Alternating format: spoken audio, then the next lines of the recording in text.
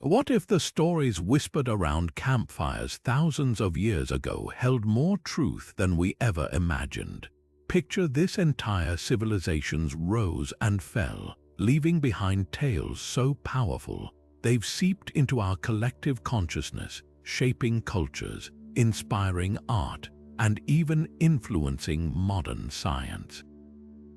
These aren't just bedtime stories. They're echoes of humanity's oldest questions, wrapped in the guise of myth. From the towering ziggurats of Mesopotamia to the mist-shrouded temples of the Maya, ancient people wove their understanding of the world into legends so vivid they still haunt us today. And here's the thing: buried within these myths are clues, hidden messages about lost technologies, forgotten histories, and perhaps even encounters with forces we can't yet explain. Take a step back and consider how many of these stories share uncanny similarities across continents, despite oceans and millennia keeping these cultures apart. Flood myths that mirror one another with eerie precision, gods descending from the skies wielding unthinkable power, heroes battling monsters that defy natural laws. It's as if our ancestors were trying to tell us something far grander than mere fantasy. What if these myths aren't just allegories but fractured memories of real events? Events so extraordinary they could only be preserved through the language of symbolism and wonder. That's the magic of these ancient narratives. They straddle the line between imagination and reality, daring us to dig deeper. Today, we're unraveling 35 of the most legendary myths from the ancient world, each one a doorway into the minds of those who came before us. These aren't just dusty relics of the past, they're living puzzles waiting to be pieced together. We'll journey through the underworld with Orpheus, stand beside Gilgamesh as he seeks immortality, and witness the celestial battles of the Hindu epics. Along the way, we'll ask the big questions: why do these stories endure? What secrets might they still hold? And most tantalizing of all, could there be kernels of truth hidden within their fantastical layers? Strap in, because this isn't just a history lesson. It's an expedition into the unknown, where every myth is a thread in the vast tapestry of human experience, and pulling on one might just unravel mysteries we've overlooked for centuries. The adventure begins now. Long before the first cities rose along the Tigris and Euphrates, the ancient Babylonians told a story of creation so dramatic it would shape their entire worldview. The Enuma Elish, etched onto clay tablets over 4,000 years ago, begins not with light or order, but with chaos, a swirling, primordial abyss where fresh and salt water clash as gods themselves. Here, in this watery void, the first deities emerge, each generation more powerful than the last, until the storm god Marduk enters the scene. But this isn't some peaceful passing of the torch. Marduk's rise to power is written in thunder and blood, a celestial coup that reshapes the cosmos itself. At the heart of the tale lies a battle so cataclysmic it feels ripped from a cosmic war film. The furious dragon goddess Tiamat, embodiment of chaos, wages war against the younger gods. They turn to Marduk for salvation, and he agrees, but only if they crown him king of the pantheon. What follows is a showdown of divine proportions, with Marduk unleashing winds, arrows, and finally, a fatal blow that splits Tiamat's body like a clamshell. One half becomes the vault of heaven, the other, the earth beneath our feet. Her weeping eyes give birth to the Tigris and Euphrates, her ribs form the arches of the sky, and from the blood of her slain consort, Marduk fashions the first humans, not as equals but as servants to lighten the gods' labor.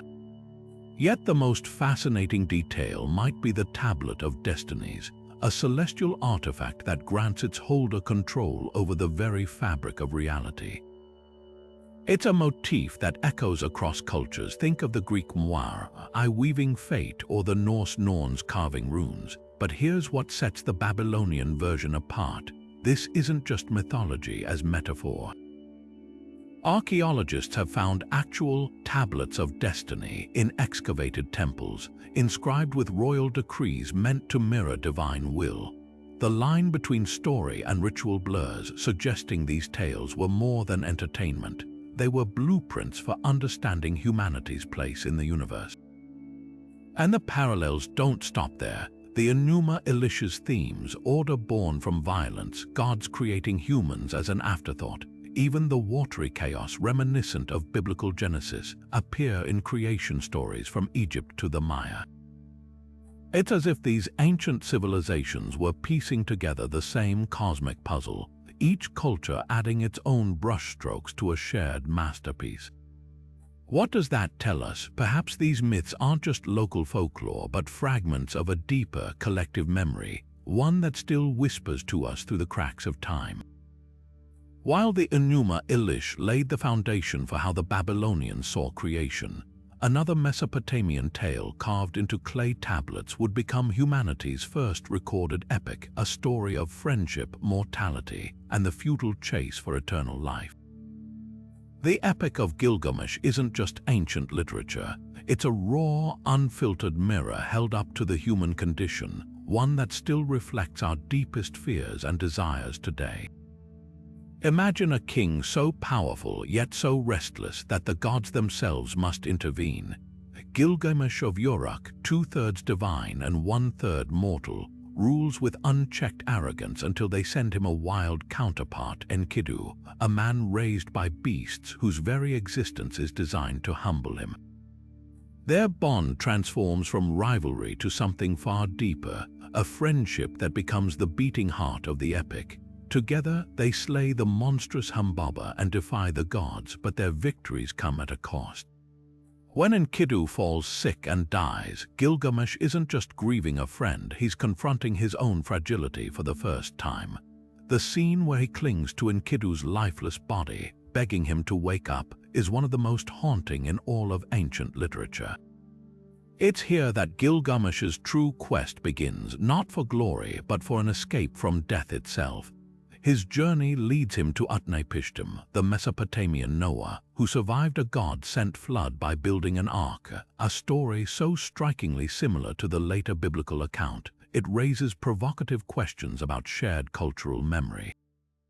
Utnapishtim's tale of survival is more than a precursor to Genesis.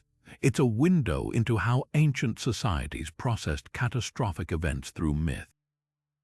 But when Gilgamesh finally gets his chance at immortality, a plant that restores youth, it's stolen by a serpent while he sleeps. The irony is crushing. The hero who crossed oceans and faced gods is undone by something as ordinary as a nap. What makes this epic timeless isn't just its age, but its brutal honesty. Gilgamesh returns to Uruk empty-handed, yet wiser. His city's towering walls now symbols not of pride, but of the legacy mortals leave behind. It's a lesson that resonates across millennia, that the pursuit of forever might blind us to the beauty of what's fleeting. The flood narrative, the serpent, the fallen friend, these aren't just Mesopotamian motifs. They're pieces of a puzzle humanity keeps reassembling, as if we're all still trying to answer Gilgamesh's oldest question: how do we live knowing we won't last? Now let's sail down the Nile to a myth that didn't just shape Egyptian religion, it defined their very understanding of life, death, and royal power.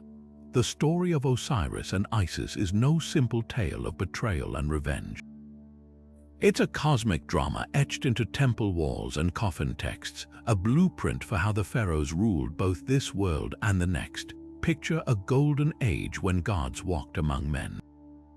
Osiris, the green-skinned god of fertility and order, brings civilization to Egypt, teaching agriculture, law, and sacred rituals. His brother Set, embodiment of storms and chaos, watches with growing resentment. What follows isn't just murder, it's a symbolic unraveling of cosmic balance. Set crafts an ornate chest to Osiris' exact measurements, then invites him to a feast where death waits in the wings. When Osiris lies down inside, Set slams the lid shut and hurls it into the Nile, scattering the god's divine fragments across Egypt. Here's where the story takes an astonishing turn. Isis, Osiris' sister and wife, refuses to let chaos have the final word. With wings outstretched like a falcon, she scours the riverbanks, piecing her husband back together, not just as a corpse but as the first mummy. Through spells so potent they ripple through the Duat, the Egyptian underworld, she briefly restores his vitality long enough to conceive Horus. This moment is more than magic, it's a theological revolution. The resurrected Osiris becomes lord of the dead while his son Horus inherits the throne of the living, creating an eternal loop where every pharaoh would later be seen as Horus reborn, ruling over an Osiris-ruled afterlife. But Set isn't finished. The clash between Horus and his uncle spans 80 years of divine courtroom battles and brutal combat. Horus loses an eye, Set is emasculated, and the tribunal of gods must ultimately decide who inherits Egypt. When Horus finally triumphs, it isn't just victory for a son avenging his father. It's the re-establishment of Maat, the sacred order that keeps the universe from collapsing into chaos.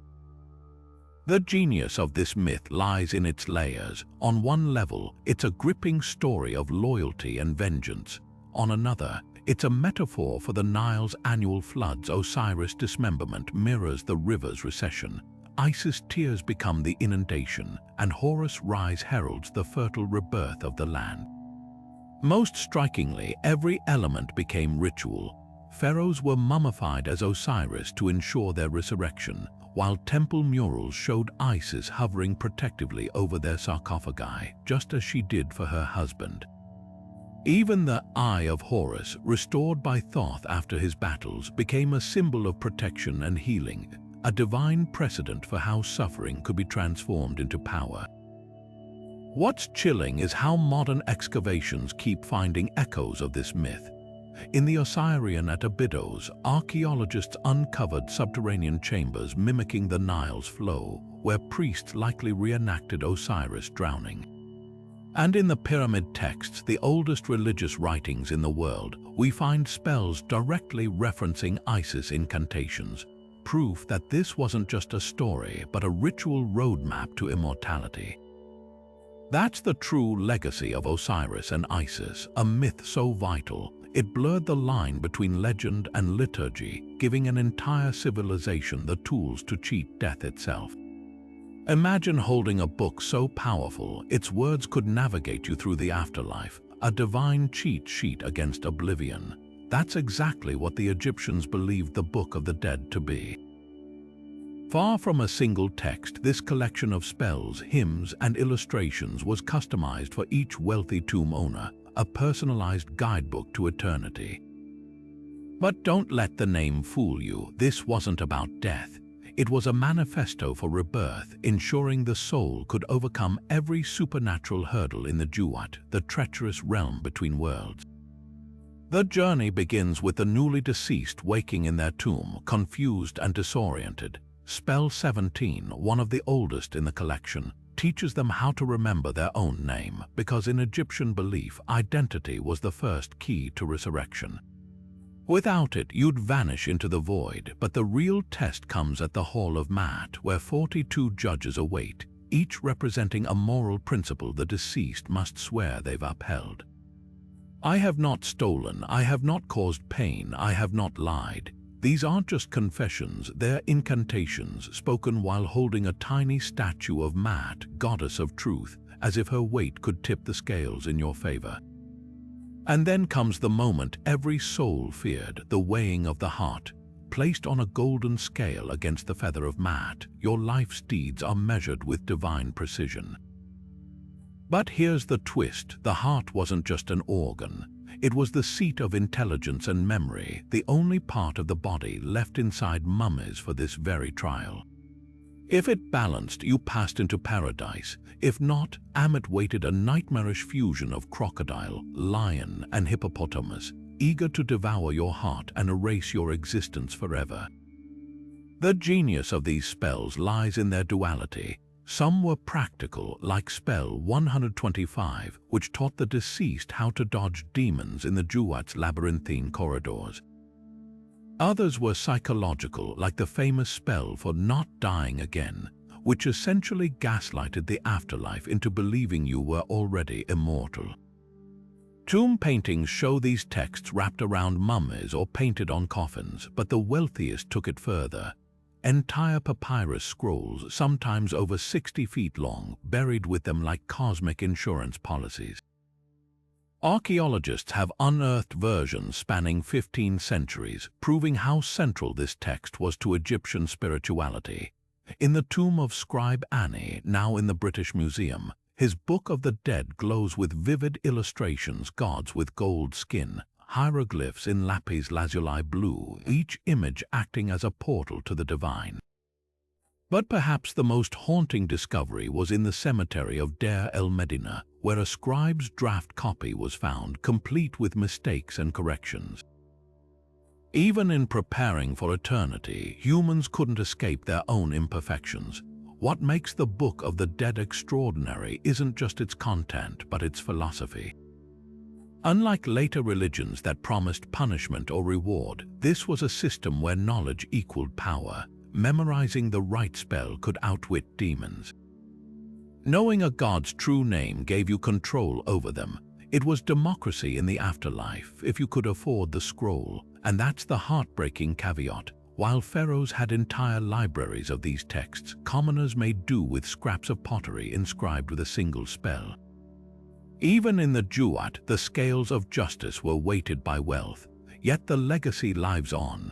Modern neuropsychologists marvel at spell 149, which describes the soul splitting into 5 parts, a concept eerily similar to contemporary theories of consciousness.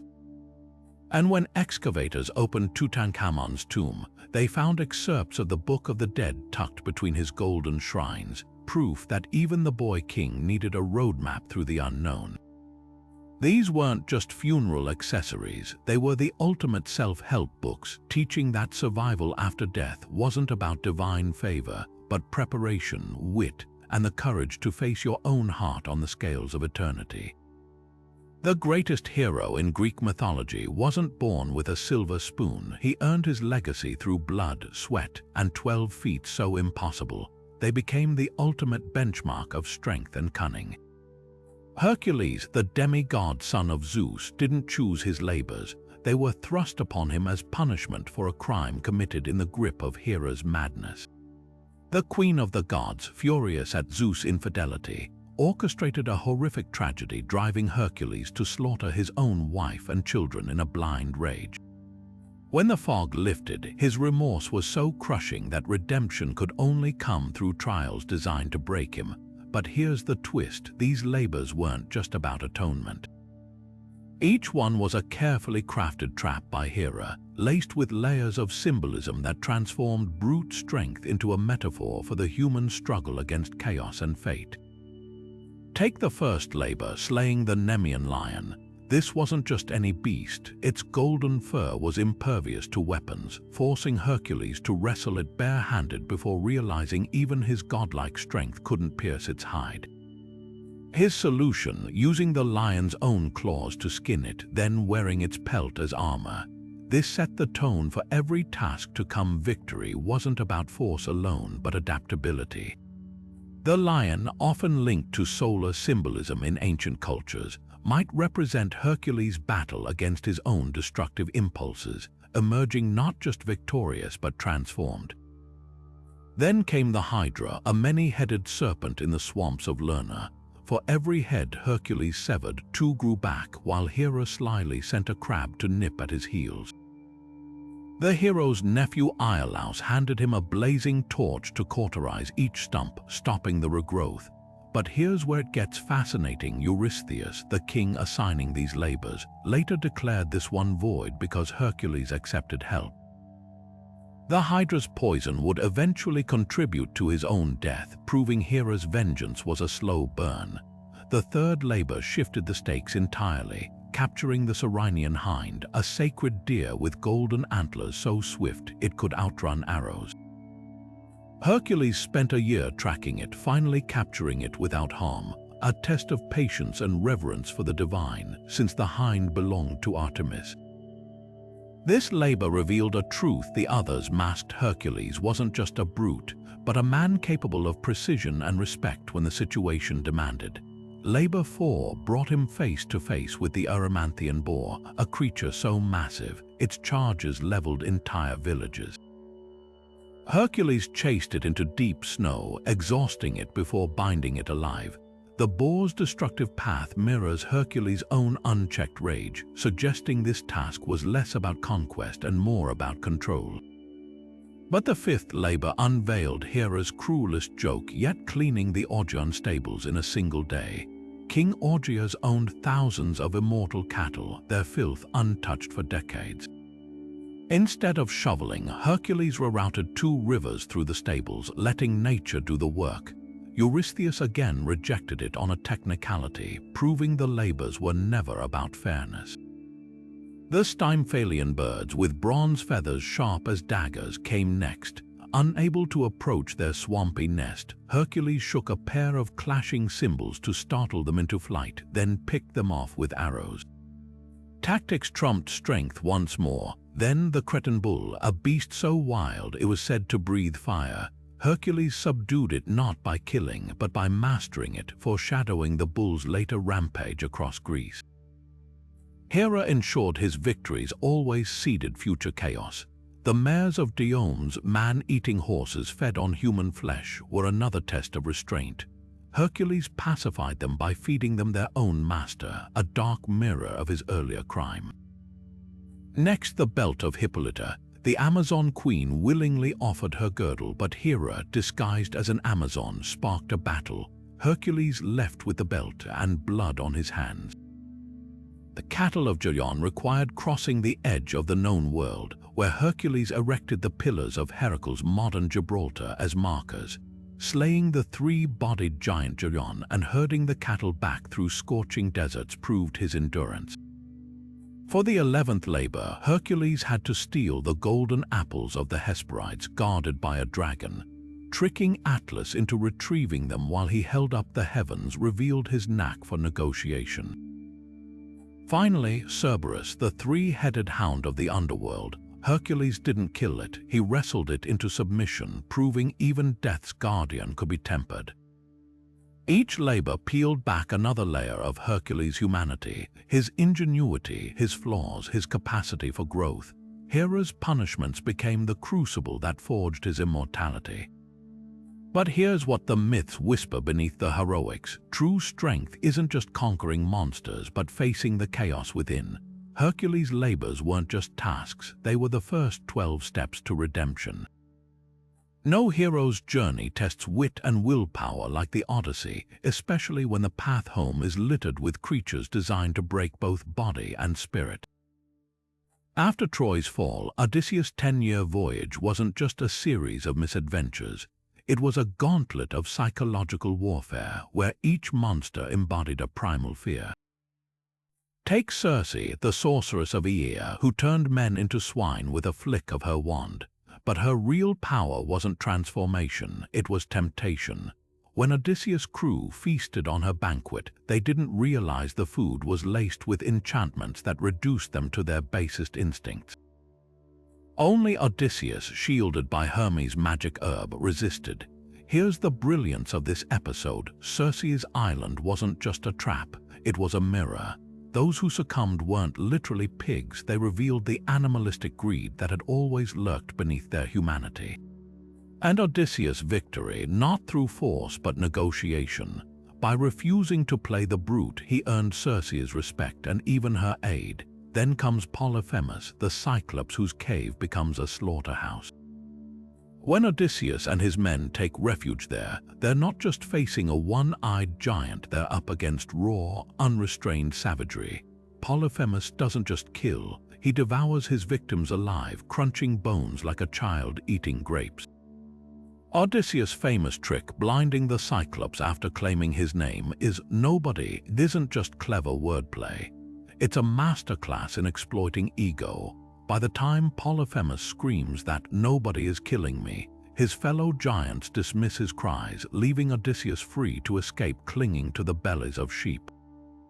But pride undoes him. Sailing away, he can't resist shouting his real name, allowing Polyphemus to call down Poseidon's wrath.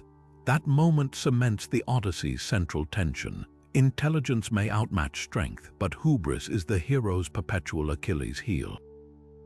Now picture the Strait of Messina, where two horrors guard the narrow passage Scylla, the six-headed sea monster snatching sailors from decks, and Charybdis, the whirlpool capable of swallowing entire ships.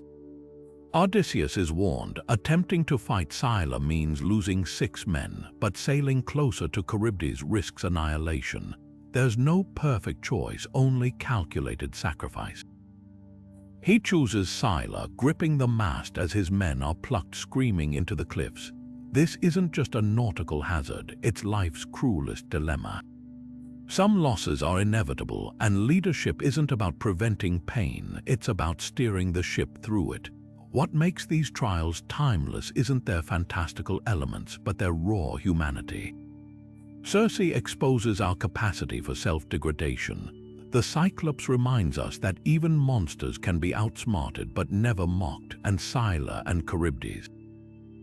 They're the original, lesser of two evils, proving that survival sometimes demands holding your breath and sailing straight into the jaws of grief. Odysseus' greatest weapon isn't his sword, it's his ability to adapt, to think sideways when the world demands he charge forward. These myths endure because they're not about monsters at all. They're about us. The Trojan horse wasn't just a clever trick, it was a masterstroke of psychological warfare wrapped in myth and misunderstood by history. Most people picture a towering wooden stallion rolled through Troy's gates, its hollow belly crammed with Greek soldiers, but here's the catch: that iconic image. It comes from Virgil's Aeneid, written nearly 1200 years after the supposed fall of Troy. The Romans spun the tale to glorify their supposed ancestor Aeneas, turning it into propaganda as much as poetry. Dig deeper and you'll find earlier versions of the story where the horse wasn't a horse at all, or even wooden. Homer's Odyssey, our oldest surviving source, mentions the horse only in passing, calling it well-fitted with guile but giving no description. It's later Greek playwrights who flesh out the details, yet even they disagree. Some accounts suggest it wasn't a literal horse but a siege engine, a battering ram covered in damp horse hides to soften the blows. Others whisper of a ship named Hippos, Greek for horse, its prow carved like a stallion, used to smuggle warriors past Troy's walls. The most startling twist comes from the Little Iliad, a lost epic surviving in fragments, where the Greeks didn't build a horse but bribed a Trojan guard named Sinon to leave the city's gates unlocked. The horse might have been a metaphor for deception all along. So why did the wooden horse version stick? Blame Roman soft power. Virgil's version painted the Trojans as noble victims, making Rome's imperial conquest seem like destiny fulfilled. His horse gleamed with divine craftsmanship, its sides inscribed with dedications to Athena, a detail that played on Trojan piety. When the priest Laocoon warned, "I fear Greeks bearing gifts," and was devoured by sea serpents, the message was clear: resisting fate was futile. This wasn't just storytelling, it was cultural engineering. Archaeology adds another layer of doubt. Excavations at Hisarlik, the likely site of Troy, reveal a city that burned multiple times, but no physical trace of a giant horse. Some scholars argue the legend might echo real siege tactics, like the Assyrians' use of ceremonial steeds to symbolize surrender. Others point to ancient Near Eastern myths where gods disguised themselves as animals to infiltrate enemy cities. The horse, sacred to Poseidon, might have been a religious insult, a final mockery of Troy's patron deity. What's undeniable is the story's staying power. From medieval tapestries to modern military slang, Trojan horse for malware, the myth endures because it taps into universal fears. Trust betrayed, security illusionary. The real Trojan horse wasn't wood or ship or bribe. It was the idea that danger often wears the face of a gift, and that's a warning as old as civilization itself. Pandora's box, or rather Pandora's jar, is one of those myths we think we know until we scratch the surface and realize how much we've misunderstood. The story begins with Zeus, furious at Prometheus for stealing fire and giving it to humanity. His revenge, a gift wrapped in beauty and curiosity. Pandora, the first woman, molded by Hephaestus and endowed by the gods with every charm and cunning. But here's where the tale twists. Hesiod, the Greek poet who first recorded this myth, spins it as a warning against women, calling Pandora a beautiful evil whose very existence brings ruin. He describes her opening a pithos, a large storage jar, releasing sickness, toil, and despair into the world, leaving only hope trapped inside. It's a bleak, blatantly misogynistic narrative, framing womanhood itself as divine punishment. But let's unpack that jar literally. Modern scholars point out that Hesiod's version isn't the only one, nor is it the most nuanced. Earlier traditions suggest the jar might not have contained evils at all. Some interpretations argue those were divine blessings, strength, wisdom, longevity, meant for humanity, which escaped when Pandora lifted the lid. In this reading, her action wasn't disobedience but accident, and the consequences weren't punishment but loss. The jar's lone remaining occupant, Hope, takes on new meaning, not a cruel tease but the one comfort left to a world now stripped of its divine gifts. Feminist retellings go further, reclaiming Pandora as a heroine rather than a scapegoat. What if her curiosity wasn't a flaw but courage? In a culture that feared female agency, Pandora's act of opening the jar mirrors Eve biting the apple, a transgression that brings knowledge, however painful. Author and mythologist Natalie Haynes reframes her as the first scientist, daring to question what's hidden. After all, without Pandora's mistake, humanity would have lived in ignorance forever. Even the jar's symbolism shifts. In ancient Greece, pithoi stored grain and wine essentials for survival. Could Pandora's act have been less about unleashing chaos and more about revealing the raw materials of human experience? Archaeology adds another layer. Ancient art rarely shows Pandora with a box. More often, she's depicted alongside an amphora, a vessel linked to rituals and mysteries. Some pottery even shows her closing the jar, suggesting her role wasn't just as the bearer of calamity, but as the one who contained it. That subtle difference changes everything. Maybe Pandora wasn't the problem, she was the solution, the one who stopped the horrors before they could fully escape. The most provocative twist comes from modern psychology. The myth's enduring power lies in its ambivalence. Hope, left in the jar, is both comfort and torture, a reminder that humans can endure suffering precisely because we believe in something better. Pandora's story, then, isn't about blame, it's about resilience. Whether she's a villain or a victim, a fool or a pioneer, one truth remains: her jar held the paradox of existence itself. And that's a myth worth reopening. Deep beneath the palace of Knossos, in a maze so complex its creator could barely escape it himself, lurked a horror born of divine punishment and human arrogance, the Minotaur.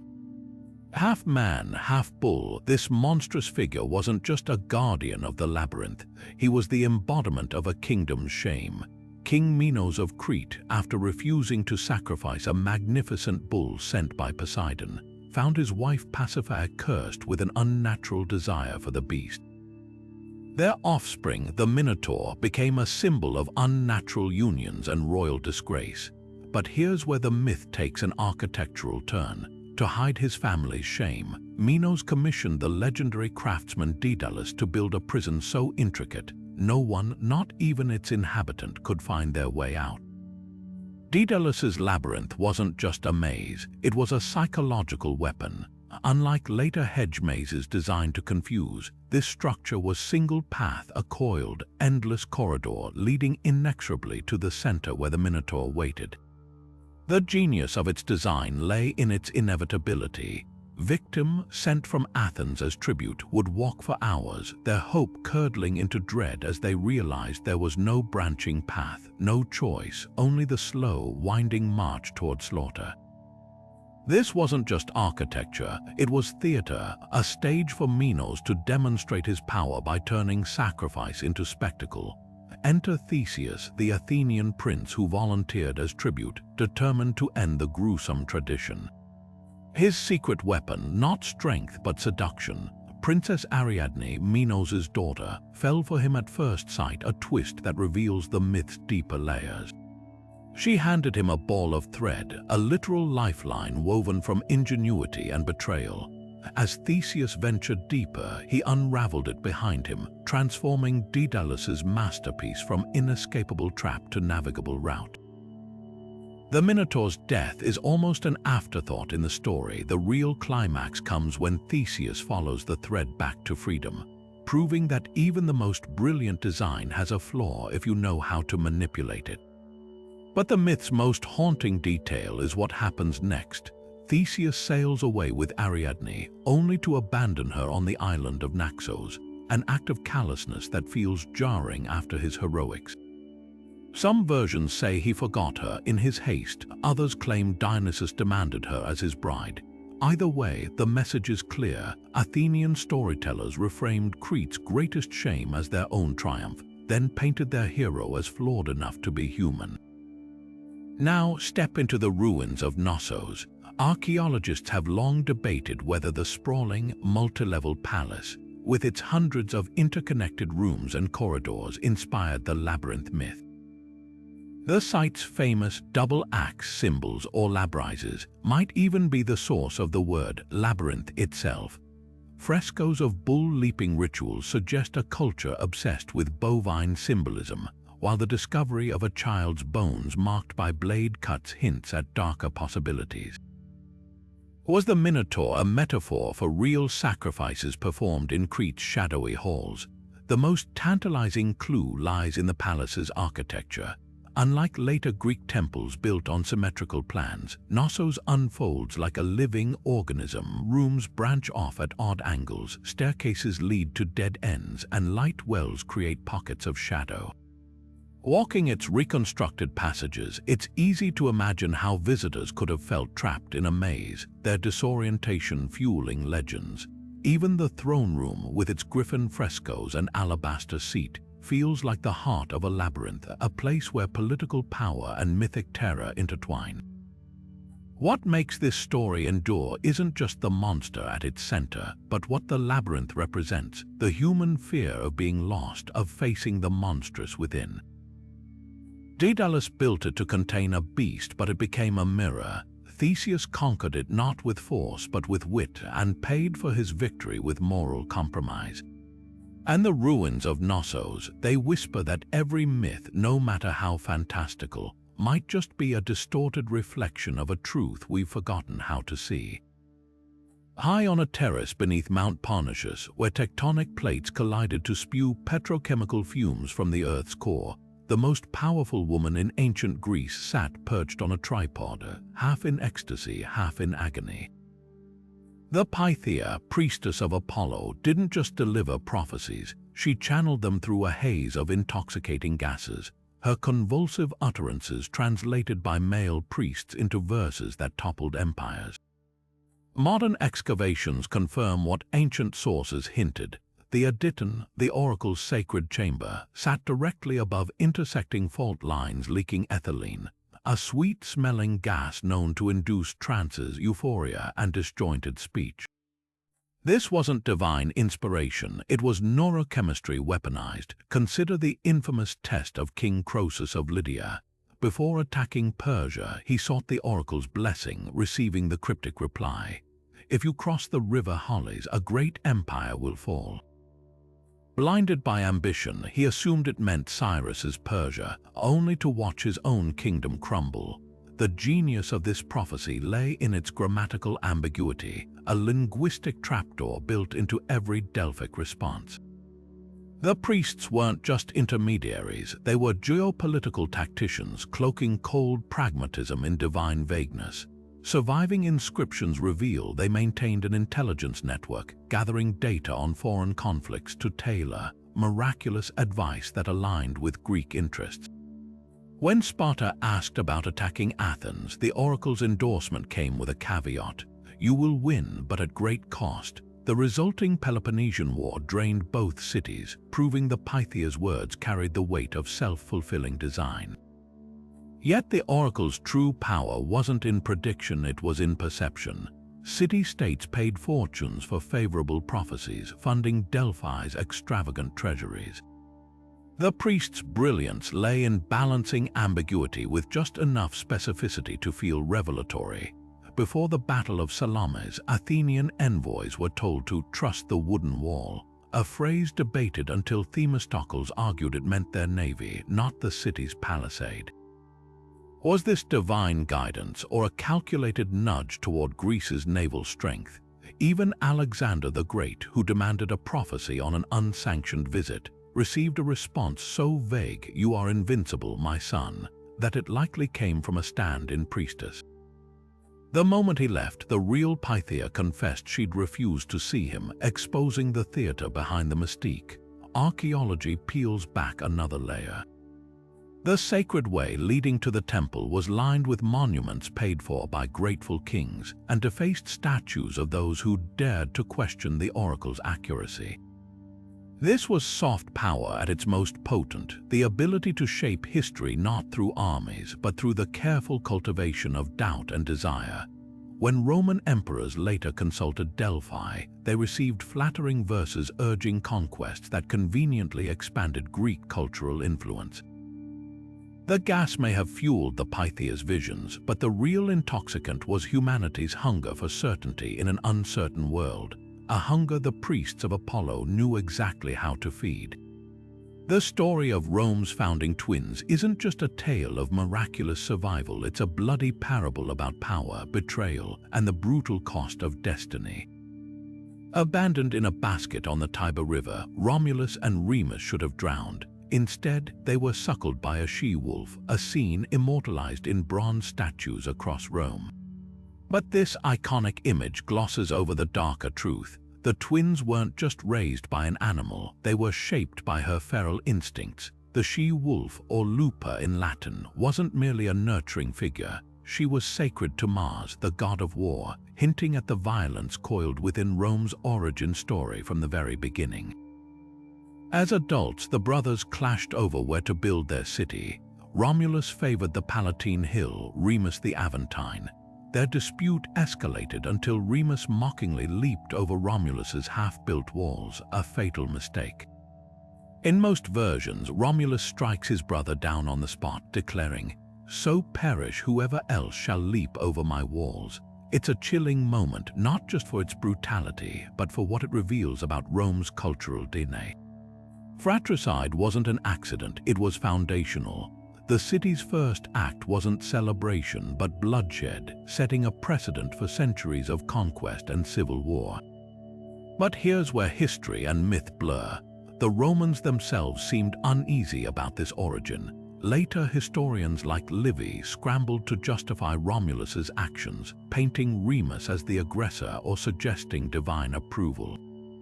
Even the lupa might not have been a wolf at all. Ancient slang used the term for prostitutes, leading some scholars to speculate the twins were raised by a brothel madam, with the wolf story added later to sanitize their past.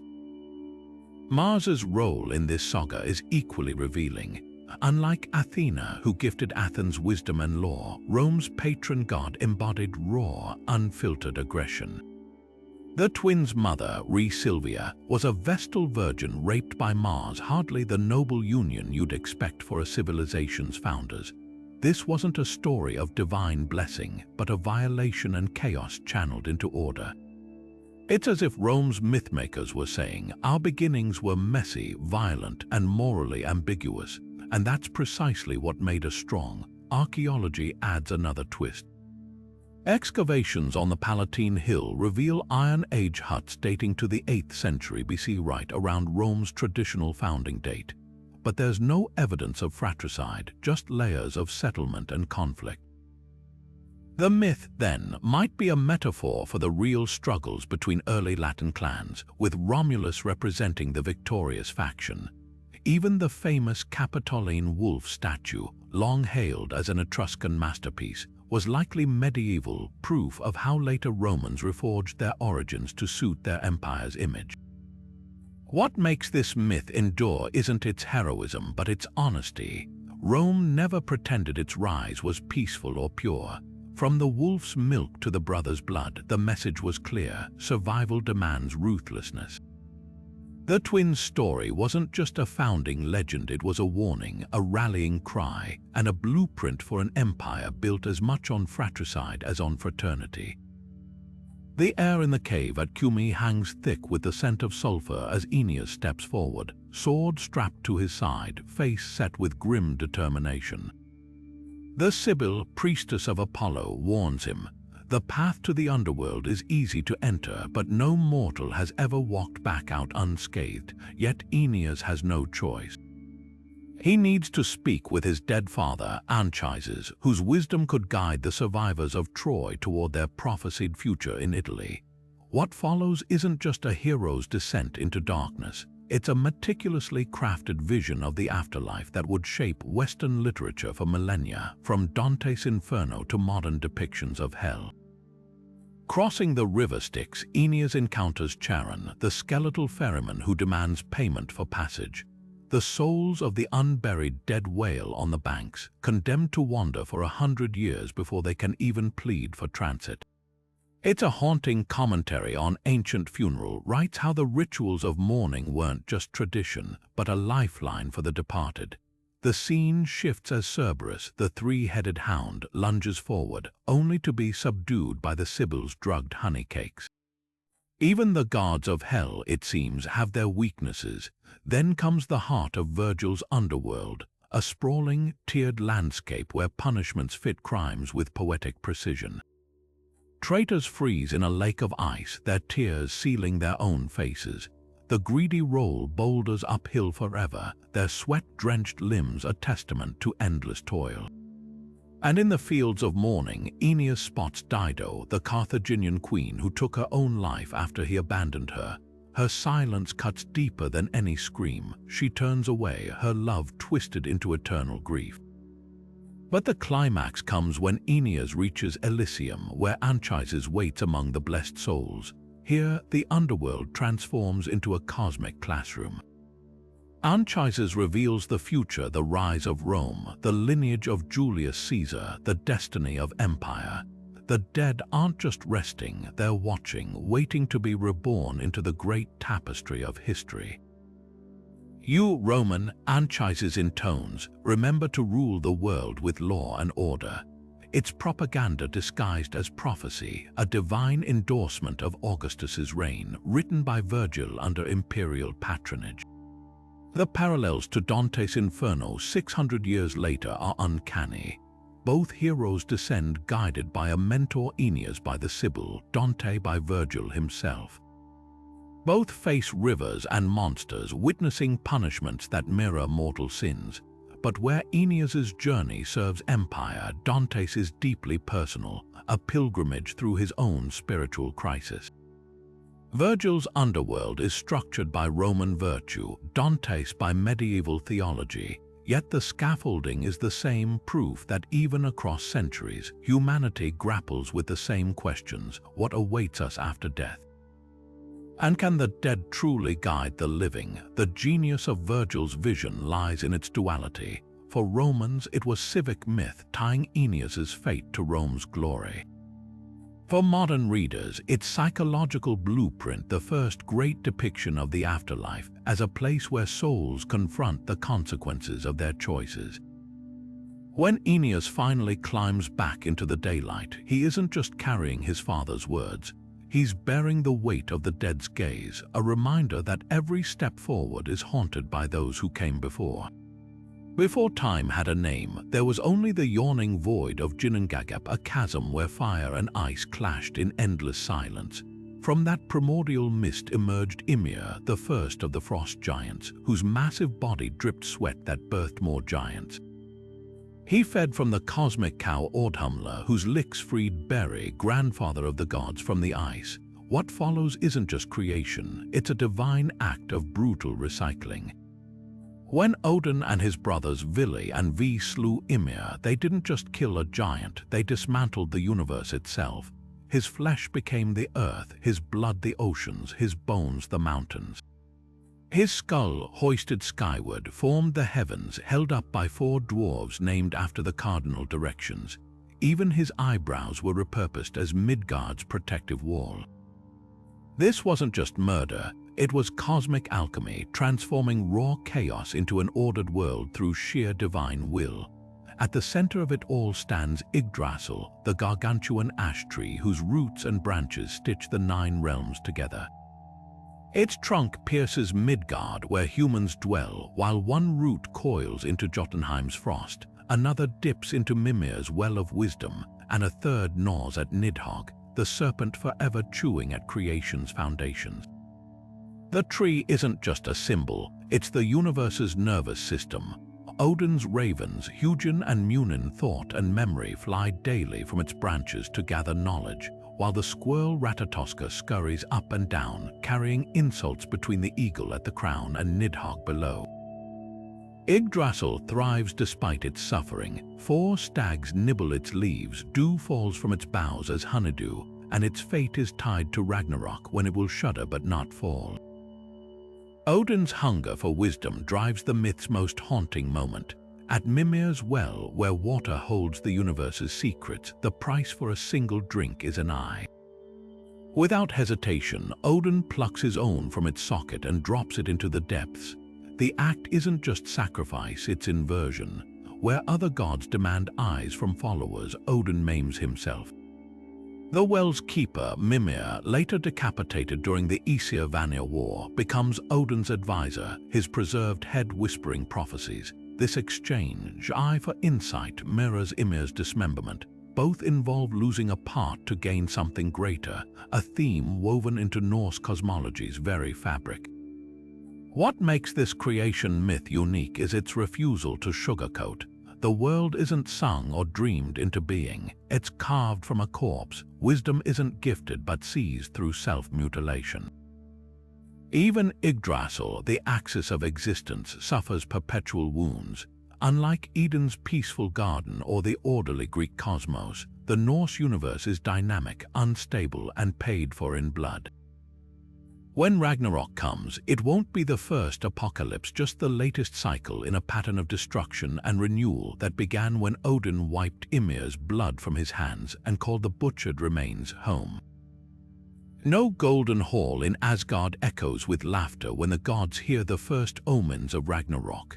The crowing of the red rooster Fjalla in Jotunheim, the answering shriek of Gullinkam by in Valhalla, and the silent flutter of a nameless black bird in Hel's realm. These are not mere warnings, they are death knells. The Norse apocalypse doesn't creep in, it crashes through the gates with a fury that makes even Odin's blood run cold. 3 winters without summer strangle Midgard, turning brother against brother until the very fabric of society unravels. Then the bonds snap. Fenrir, the monstrous wolf bound with dwarven-forged chains since his youth, breaks free, his jaws stretching earth to sky. Jormungandr, the world's serpent, writhes from the ocean depths, poison dripping from its fangs as the seas boil in its wake. And from the misty realm of Muspelheim rides Surtur, the fire giant, his flaming sword casting shadows that flicker like funeral pyres across the 9 realms.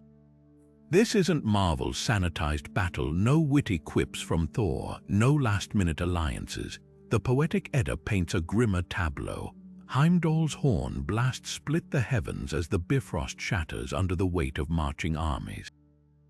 Odin, in gold-rimmed helm and cloak of stars, leads the Einherjar straight into Fenrir's gullet. Thor slays Jormungandr only to stagger 9 steps before collapsing, his veins blackened by serpent's venom.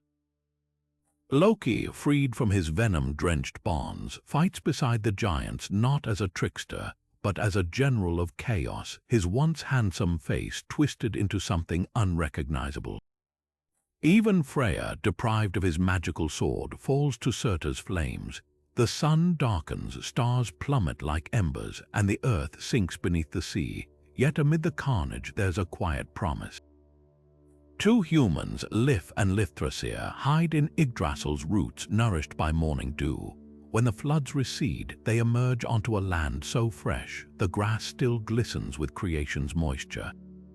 The surviving gods, Odin's sons Vidar and Vali, Thor's daughter Thrud, gather on Idavolla, where Asgard once stood. Even Balder, once slain by Loki's treachery, returns from Hel's domain. From Surtur's ashes sprouts new wheat. From the wreckage of the old world rises another, ripe with unspoiled potential.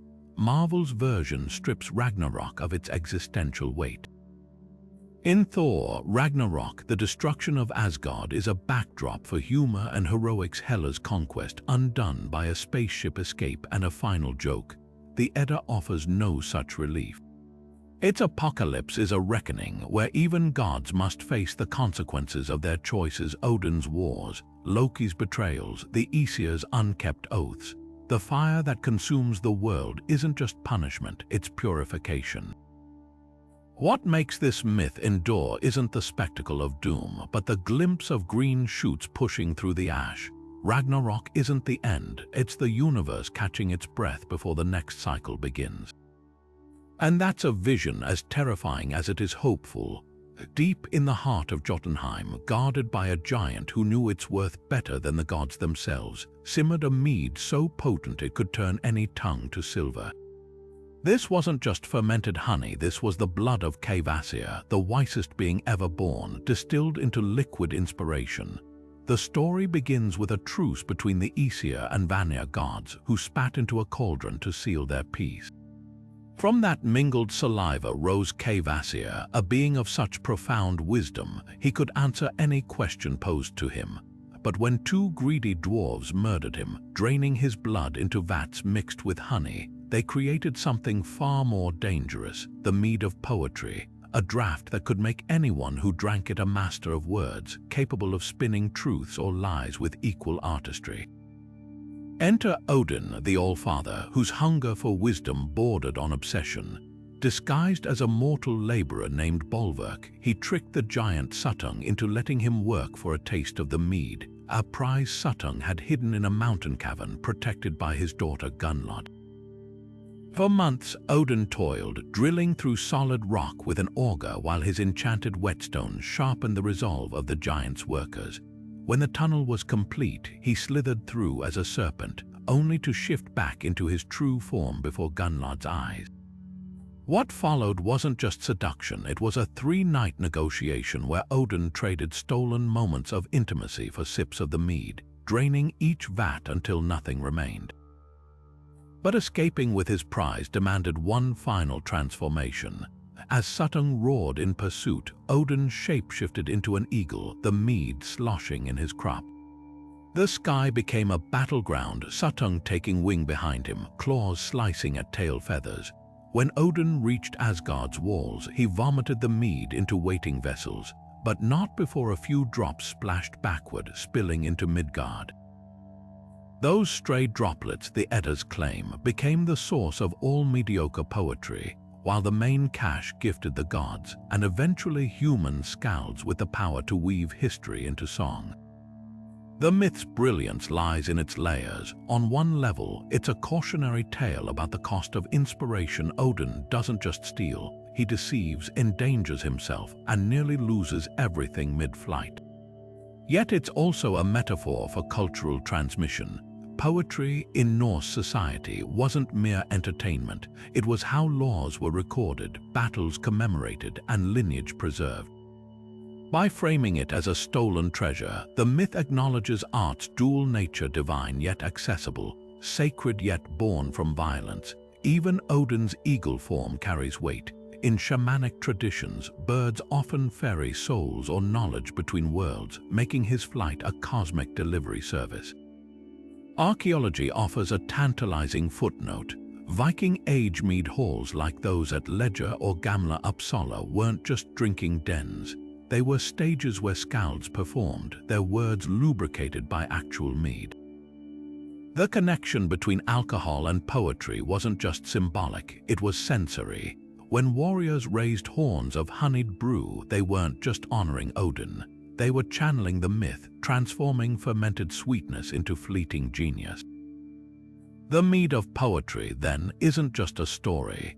It's the ancient recognition that inspiration is never free. It's always stolen, fought for, and sometimes regurgitated at the edge of survival.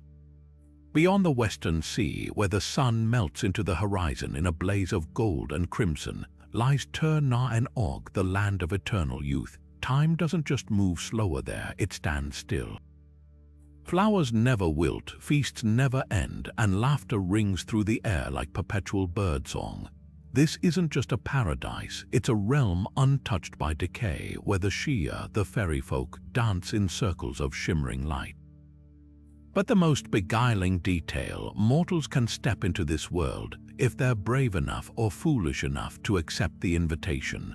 One such mortal was Oisin, the great warrior poet of the Faina. While hunting near the shore, he met Niamh of the golden hair, a Shia princess astride a white stallion that galloped across the waves as if they were solid ground.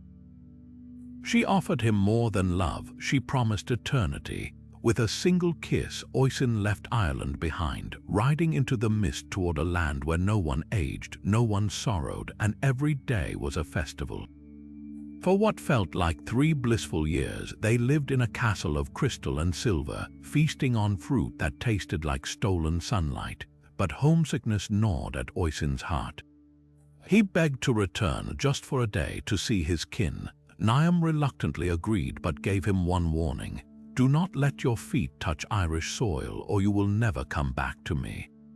When Oisin arrived, the world he knew had crumbled. The Faina were dust, their battles reduced to half-remembered songs. In shock, he leaned from his saddle to help villagers lift a stone, and the moment his boot brushed the earth, the centuries he'd evaded crashed down upon him.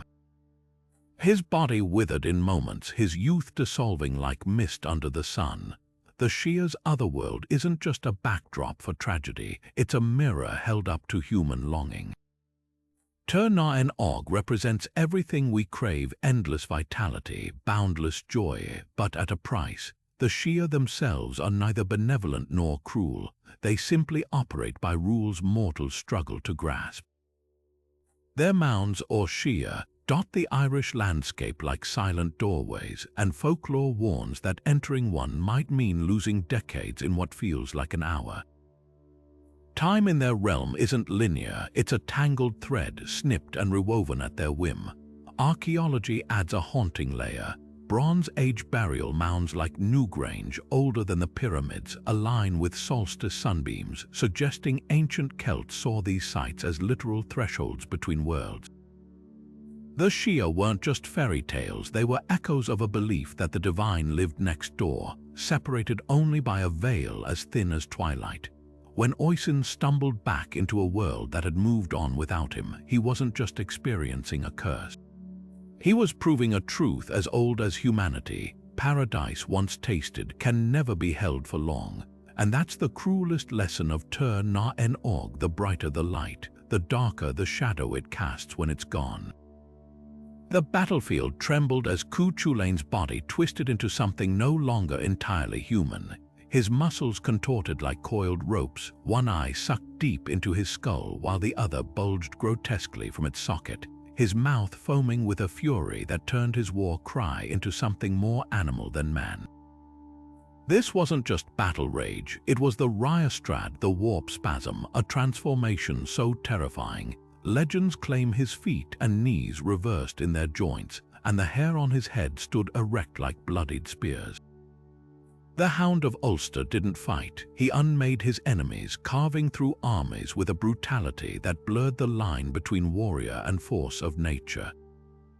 Born as Setanta but renamed after slaying the smith Cullen's guard dog as a child, then vowing to take the beast's place as protector, Cuchulainn was both Ireland's greatest champion and its most tragic figure. His training under the warrior woman Scathach on the Isle of Skye honed him into a weapon, but it was the Jisa, the sacred taboos binding his fate, that sealed his doom. One forbade him from eating dog meat, a cruel irony given his name. Another demanded he never refuse hospitality, a weakness exploited by his enemies when witches offered him poisoned hound stew. These weren't just rules, they were narrative tripwires pulling him toward a destiny as inevitable as his own shadow. The parallels to Norse berserkers are undeniable. Both entered trance-like states, their bodies seemingly possessed by otherworldly frenzy. But where berserkers clad themselves in bare pelts, howling to invoke Odin's fury, Cuchulain's rage was a curse of his own divinity. His father was Lug, the sun god, and that celestial fire burned in him too brightly for mortal flesh to contain. In battle, he wielded the Gibolg, a barbed spear Scathach taught him to cast with his foot, its wounds unraveling inward like a macabre flower. Yet for all his strength, his greatest fight was against his own humanity. When confronted with his foster brother Ferdiad on opposite sides of war, their duel lasted 3 days, ending with Cuchulain weeping as he carried Ferdiad's body from the river, their bond stronger than loyalty or honor. Archaeology adds a chilling footnote. At the ancient ritual site of Emain Macha, Cuchulain's mythical stronghold, excavations reveal weapon deposits and human remains bearing marks of ritual combat. The Tainbo Cuelnge, the epic detailing his feats, might be more than legend. It could be a distorted memory of real Iron Age warrior cults where battle frenzy was both sacrament and sacrifice. Cuchulain's end was as fiery as his life. Tricked into breaking his Jisa, wounded by his own spear, he tied himself to a standing stone so he could meet death on his feet. Only when a raven, symbol of the Morrigan, landed on his shoulder did enemies dare approach, and even then they hesitated, because the Hound of Ulster didn't die like a man.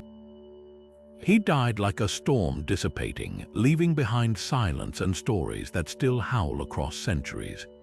The air above the cosmic ocean seethed with tension as gods and demons coiled the giant serpent Vasuki around Mount Mandara, each faction gripping opposite ends of his scaled body. This wasn't just teamwork, it was a desperate gamble. The Devis, weakened by a curse, had struck a temporary alliance with their eternal enemies, the Asuras, to churn the primordial waters for the nectar of immortality. But nothing in Hindu mythology comes without cost. The mountain, set adrift on the back of Vishnu's turtle avatar Kurma, became a divine churn, its base grinding into the ocean floor while its peak scraped the heavens. As the churning began, the ocean convulsed, spewing forth horrors before any treasure. First came Halahala, a poison so potent it threatened to suffocate all creation. The gods turned to Shiva, the destroyer, who caught the venom in his throat, turning it blue but sparing the world annihilation. This moment wasn't just about salvation. It revealed a core truth of the cosmos. Destruction and protection are two sides of the same blade. Next emerged Kamadhenu, the wish-fulfilling cow, followed by the goddess of wine and the moon, which Shiva plucked from the waters to adorn his hair. Each marvel carried symbolic weight, prosperity, ecstasy, and cyclical time emerging from chaos. Then came the surprises. Lakshmi, radiant goddess of fortune, rose from the foam, her presence tipping the balance toward the divine. The celestial elephant Airavata and the seven-headed horse Achcheshravas burst forth, followed by the bow that would one day kill Ravana. But the climax came with Dhanvantari, physician of the gods, bearing the pot of Amrita, the nectar that promised eternal life. What happened next was inevitable. The truce shattered. Asuras snatched the pot, forcing Vishnu to transform into Mohini, the enchantress, whose hypnotic beauty distracted the demons long enough for the gods to drink their fill. One demon, Rahu, disguised himself among them, but Vishnu severed his head before the nectar could pass his throat. The disembodied head became immortal, forever chasing the sun and moon in eclipses. The story's genius lies in its layers. On one level, it's a creation myth, explaining how divine treasures entered the world. On another, it's a meditation on duality, gods and demons, poison and nectar, cooperation and betrayal. Even the churning itself mirrors the cyclical nature of Hindu cosmology, where order and chaos are forces to be balanced, not conquered. Modern scholars see parallels to the Vedic ritual of fire drilling, where friction generates spiritual energy. The ocean, in this reading, represents consciousness, and the churning symbolizes the inner work required to extract wisdom from life's turbulence. Archaeology offers a tantalizing footnote. Ancient Indus Valley seals depict figures surrounded by serpents, while later temple carvings show Vishnu as Kurma, his shell etched with cosmic patterns. The myth wasn't just told, it was ritualized, with some sects reenacting the churning during festivals. This wasn't mere storytelling, it was theology in motion, a reminder that from struggle comes splendor, and even gods must sometimes dance with demons to stir the waters of destiny. The wind howled across the strait as Hanuman crouched low on the mountain peak, his golden fur bristling with divine energy. Behind him stretched the ruins of his burned tail, set aflame by Ravana's demons in Lanka. Ahead loomed the impossible, a leap across 100 leagues of churning ocean to reach the island fortress where Sita, Rama's abducted queen, was imprisoned. No bridge of stones would connect these shores yet. This was a moment for wings of devotion. With a thunderous cry of Jai Shri Ram, the monkey god launched himself into the sky, his shadow darkening the waves below as mountains shook from the force of his takeoff. Hanuman wasn't just a warrior, he was the embodiment of bhakti, pure, selfless devotion. Born with powers rivaling the gods but cursed to forget his own strength until reminded, he was the ultimate divine paradox, a reluctant demigod who humbled himself as Rama's humble servant. When the exiled prince needed allies to rescue Sita, it was Hanuman who tore open his chest to reveal Rama and Sita enshrined in his heart, proving his love wasn't just loyalty but the very fabric of his being. His journey to Lanka wasn't merely a rescue mission, it was a pilgrimage of the soul. Landing in the Demon King's citadel, Hanuman shrank to the size of a cat, slipping past armies and magic barriers. He found Sita under an Ashoka tree, her resolve unbroken despite months of captivity. To prove his identity, he handed her Rama's signet ring, not with the flourish of a hero, but the tenderness of a messenger who understood the weight of hope. When Ravana's guards captured and mocked him, setting his tail ablaze, Hanuman turned their cruelty into a weapon, burning Lanka's golden spires with a single spiraling leap. The flames that scarred his body became the light that guided Rama's army home. But Hanuman's genius lay in his duality. He could be as gentle as a breeze or as fierce as a cyclone. When Rama's brother Lakshmana lay dying on the battlefield, Hanuman tore through the night to fetch the life-saving herb Sanjivani, only to forget which one it was in his panic. His solution, uprooting the entire mountain and carrying it back because devotion doesn't pause for details. Later, as the war reached its climax, he became a living bridge, stretching his body across the ocean so Rama's forces could march to Lanka. Every act was a testament to his faith, not in his own power but in the righteousness of Rama's cause. The Ramayana's deepest lesson might be that Hanuman, for all his miracles, asked for nothing in return. When Rama offered him eternal gratitude, the monkey simply bowed, whispering, "As long as your story is told, I will be there." Today, his temples dot from the Himalayas to Indonesia, where devotees still chant his hymns for strength. His leap to Lanka wasn't just a feat of strength, it was the flight of devotion itself, proving that love, when unwavering, can cross any ocean.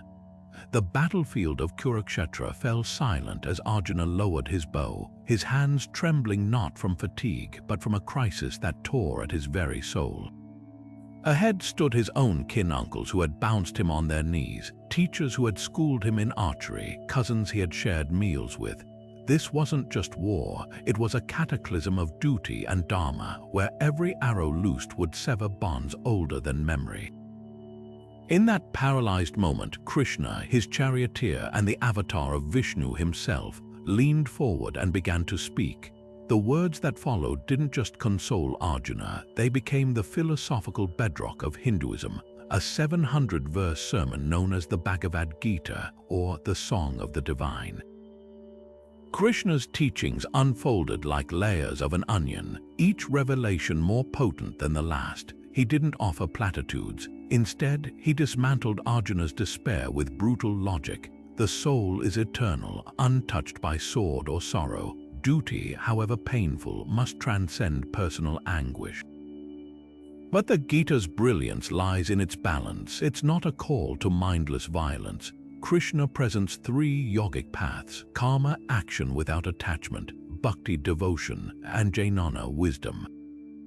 Arjuna, as a warrior, is bound to karma, but Krishna's message transcends caste or profession. Even today, CEOs and soldiers quote its verses on detachment, while activists draw strength from its call to righteous action. The war itself was a tapestry of cosmic and human tragedy. Ancient texts claim 18 armies clashed, with casualties in the hundreds of millions, numbers so staggering, scholars debate whether they're literal or symbolic. The Mahabharata describes rivers running thick with blood, skies darkened by vultures, and the eerie wails of widows echoing across the plains. Yet the most haunting losses were personal. Bhishma, the grandsire who had sworn celibacy for his kingdom's sake, lay on a bed of arrows, taking weeks to die by his own choice. Karna, the noble but cursed hero, met his end stripped of his divine armor, betrayed by fate and his own oath. What makes the Kurukshetra war timeless isn't its scale, but its moral ambiguity. The victorious Pandavas won a kingdom reduced to ashes, their hands stained with the blood of brothers. Draupadi, whose humiliation had sparked the conflict, walked barefoot through the ruins, her vengeance tasting like ash. Krishna, who had orchestrated events as Vishnu's avatar, departed in a hunter's accidental arrow strike, a reminder that even divinity operates within the laws of karma. Archaeology whispers that Kurukshetra might not be mere myth. Excavations near modern Haryana reveal iron weapons and chariot relics dating to the Iron Age, while hydrological studies suggest the Saraswati River, central to the epic, did once flow there. But the Mahabharata's true power lies beyond archaeology. It's a mirror held to every human conflict, the way noble causes spiral into bloodshed, how victory often carries the weight of loss, and why, in the end, even gods must let mortals choose their own dharma. The Gita's final lesson: the battlefield isn't just at Kurukshetra. It's in every heart wrestling with duty, desire, and the cost of both. High above the mortal realm, in a palace of celestial jade and golden light, rules the Emperor of Heaven, a being so ancient, his true name is whispered only in temple halls under coils of incense smoke.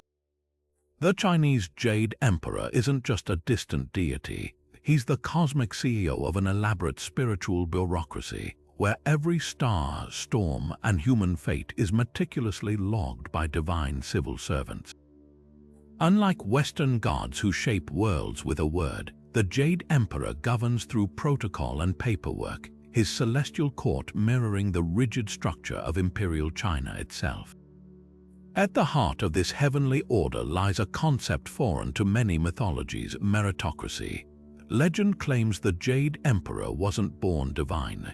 He earned his throne through 10,000 years of meditation and compassion, mastering the art of detachment while tending to the suffering of all living things. This backstory isn't just inspirational, it's doctrinal. Taoist texts frame his ascent as proof that enlightenment isn't reserved for the privileged but achieved through perseverance. Yet once enthroned, he became the ultimate administrator, delegating cosmic duties to ministries overseeing thunder, pestilence, even matchmaking, need rain. A petition must be filed with the Dragon Kings. Dreaming of literary success, the god of culture requires offerings before adjusting your celestial exam scores. No figure better exemplifies this bureaucracy's reach than Zhao Jun, the kitchen god. Far from a simple household spirit, he's the Jade Emperor's undercover auditor, dwelling by every hearth to record family dramas and moral lapses. During the Little New Year festival, families smear his lips with honey or sticky cake, not just to sweeten his report, but to symbolically seal his mouth shut. Then, as smoke curls from burning paper effigies, Zhao Jun ascends to heaven on his annual debrief, where the Jade Emperor cross references his notes with those of door gods, well spirits, and other invisible observers. The ritual reveals a profound truth. In Chinese cosmology, morality isn't just personal, it's administrative, with every action logged in ledgers that determine health, fortune, and reincarnation status. The Emperor's court also operates as a celestial justice system. Popular folklore tells of souls pleading cases before him, their earthly deeds weighed on scales manned by Yanluo Wang, his underworld magistrate. In one Ming-era tale, a wronged scholar's ghost bypasses corrupt earthly courts to present evidence directly to the Jade Emperor, resulting in the punishment of an entire dishonest official's lineage. Such stories reinforced a cultural expectation. Even if human systems fail, heaven's paperwork never does. Modern Taoist rituals still mirror this bureaucracy. Ordained priests submit memorials, actual written petitions, to be burned and delivered to celestial departments, complete with formal salutations and red official seals. During the Jade Emperor's birthday on the 9th day of Lunar New Year, temples overflow with gold ingot offerings meant to grease the wheels of divine favor. Critics might call it transactional, but practitioners see it as cosmic accountability, a reminder that virtue and vice are never unseen, only audited. Archaeology offers a tangible link to this belief. Han Dynasty tomb excavations reveal miniature bureaucratic documents buried with the dead resumes for the afterlife, detailing the deceased's merits to present at heaven's gates. Even the terracotta army, with its regiments of clay officials, echoes the idea that death is merely a transfer to another branch of governance. The Jade Emperor's genius lies in his relatability. He's not omnipotent but overworked, reliant on subordinates who sometimes bungle orders or take bribes, hence the honey for Zhao Jun. His heaven isn't a paradise of harp-strumming bliss, but a realm where destiny is negotiated through procedure, where a well-filed appeal might reverse misfortune. In a world that often feels chaotic, his myth offers comfort. Somewhere above the clouds, there's a filing cabinet keeping track of it all, and an emperor peering over his jade desk, ensuring the ledger eventually balances.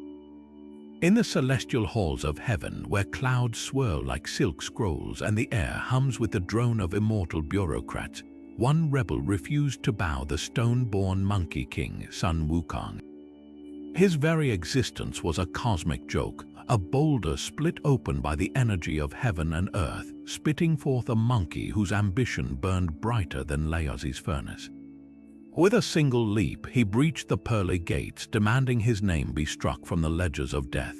When celestial clerks scoffed, he plucked a staff from the Dragon King's treasury, a rod that could grow tall enough to poke the stars or shrink to nest behind his ear.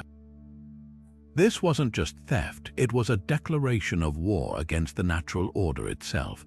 Sun Wukong's rebellion reads like a divine slapstick comedy laced with philosophical rebellion.